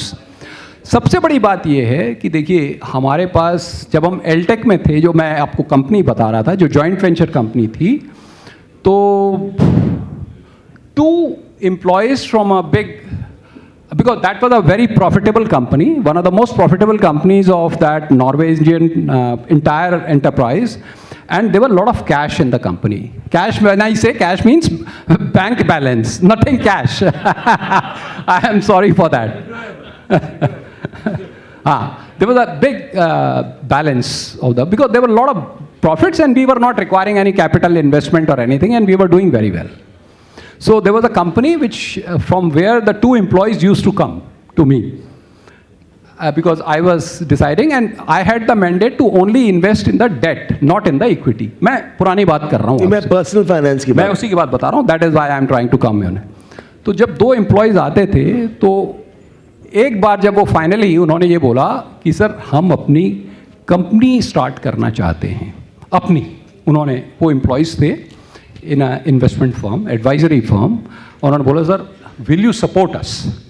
And they have been coming to me for number of years, and I could assess the people were very honest, transparent, and having a good intention. तो उसके बाद मैंने उनको कहा, sir will you be our first client? Because उनको पता था कि मेरे पास, हमारे पास कंपनी में पैसा पड़ा हुआ है। तो मैंने कहा, I can not transfer everything, but yes, I will be your first client and I can transfer something to you once you start. And you won't believe that companies today they set up the company, and then उस समय personal finance बहुत ज़्यादा नहीं होता था, but धीरे धीरे company बड़ी होती चली गई। और मैंने आपको बोला कि because we had sold equity also and we had also good salaries etcetera, मैंने इसीलिए बोला आप लोग सैलरी लीजिए अपने लिए, which will build your own personal finances rather than building the cash. तो फिर उसके बाद that company has become quite big. Today they have the 10,000 crores probably assets under their belt, 10,000 crores। और आपने इन्वेस्ट किया था? Or I was the first investor, I would say, investor in the sense when we gave the money to them and we gave them the confidence that you will do well, do it, go ahead.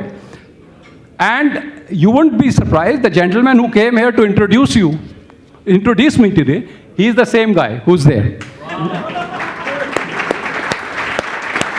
So that's Dr. Mukesh Jindal. Yeah, Mukesh Jindal, he's the guy, and he's of course now based, he started with Gurgaon only, but now he's based to Bombay, because Bombay is the financial capital. So ultimately, he has a big team, and he has grown like hell. But imagine, we have 4 partners, 3 of the partners are again banking with him. Investing with him, with his advice. But क्या है कि personal finance एक इतना important मुद्दा है, because यही आपको एक अलग ही लाइन में ले जाएगा, और इससे सबसे बड़ी सिक्योरिटी आपकी बनती है। मतलब ये लास्ट लाइन मेरे को समझा दीजिए, और ये बहुत जरूरी है सबके लिए।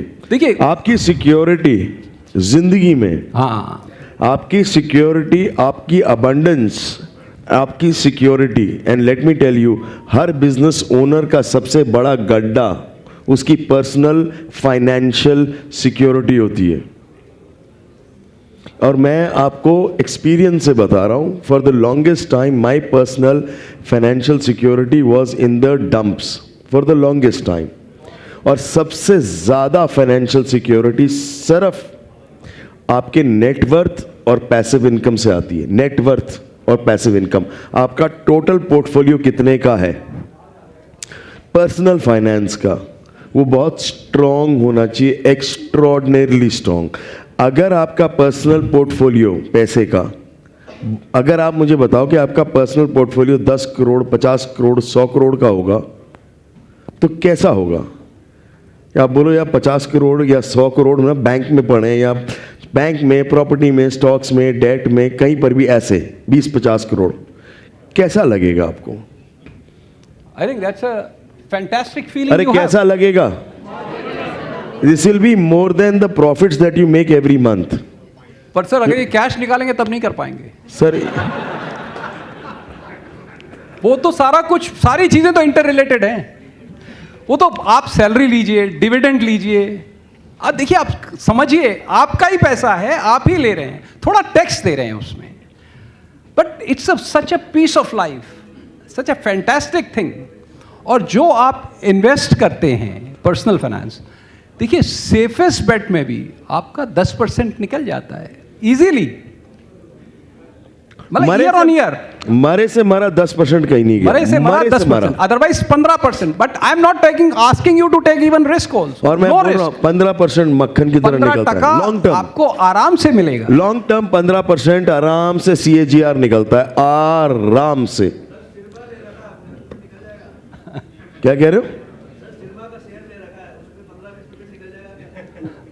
आपका शेयर सर देखिए, आई एम लिटिल कंजर्वेटिव, और ये हमारे एडवाइज़र भी जानते हैं। जब हमने शुरू करा था तो हमने इनको, we started with the mostly debt, और डेट का रिटर्न जो होता है वो कम होता है। विराज, इट्स अप्रॉक्सीमेटली 6-7%, एवरेज 7, 7.5, कभी 6.5, 7, 7.5, that is the kind of debt का रिटर्न आपको मिलता होगा।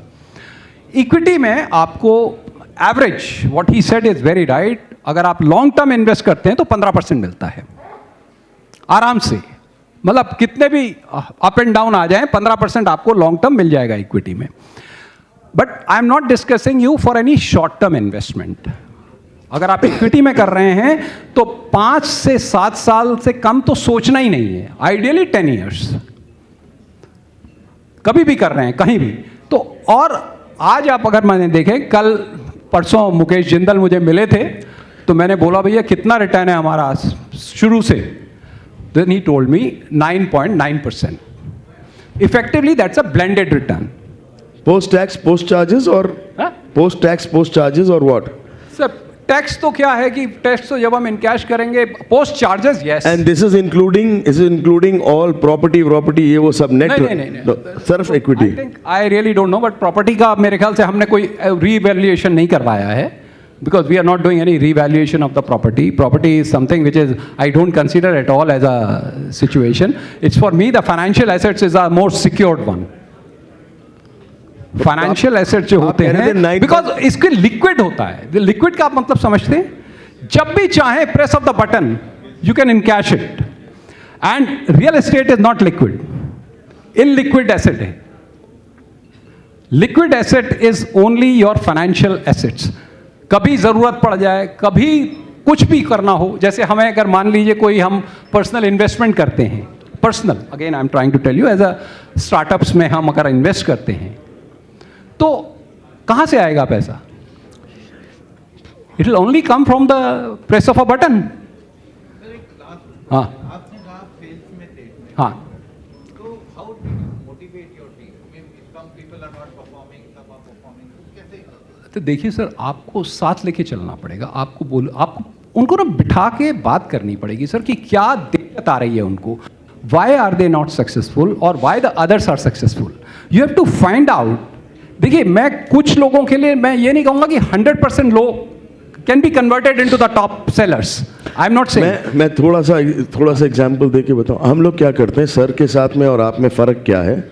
सर के पास सारा डेटा है, आपके पास सेल्स का 0 डेटा है। इनके पास पूरा डेटा है, नंबर ऑफ मीटिंग्स, क्या कन्वर्जन हो रहा है, कौन सी सेल्स फनल में कहाँ गड़बड़ है, कहाँ अटक रहे हो। तो जो बार बार ये बोले जा रहे हैं कि समझो कि कहाँ प्रॉब्लम है, हम लोग क्या करते हैं, हम लोग बोलते हैं सेल्स नहीं बढ़ रही एज अ ग्लोबल स्टेटमेंट। अरे सेल्स नहीं बढ़ रही तो क्यों नहीं बढ़ रही? बोल चुके 4 बार, क्यों नहीं बढ़ रही, कहाँ अटक रहे हो, वो वाला स्टेप उठाओ और उसको ठीक करो। हम लोग बोलते हैं सेल्स नहीं बढ़ रही, मोटिवेटेड नहीं हो।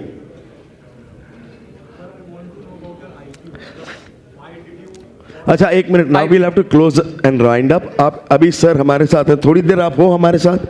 Yes, so question answers we can take on the side. So ladies and gentleman, can we all thank sir for taking out his valuable time. Mukesh,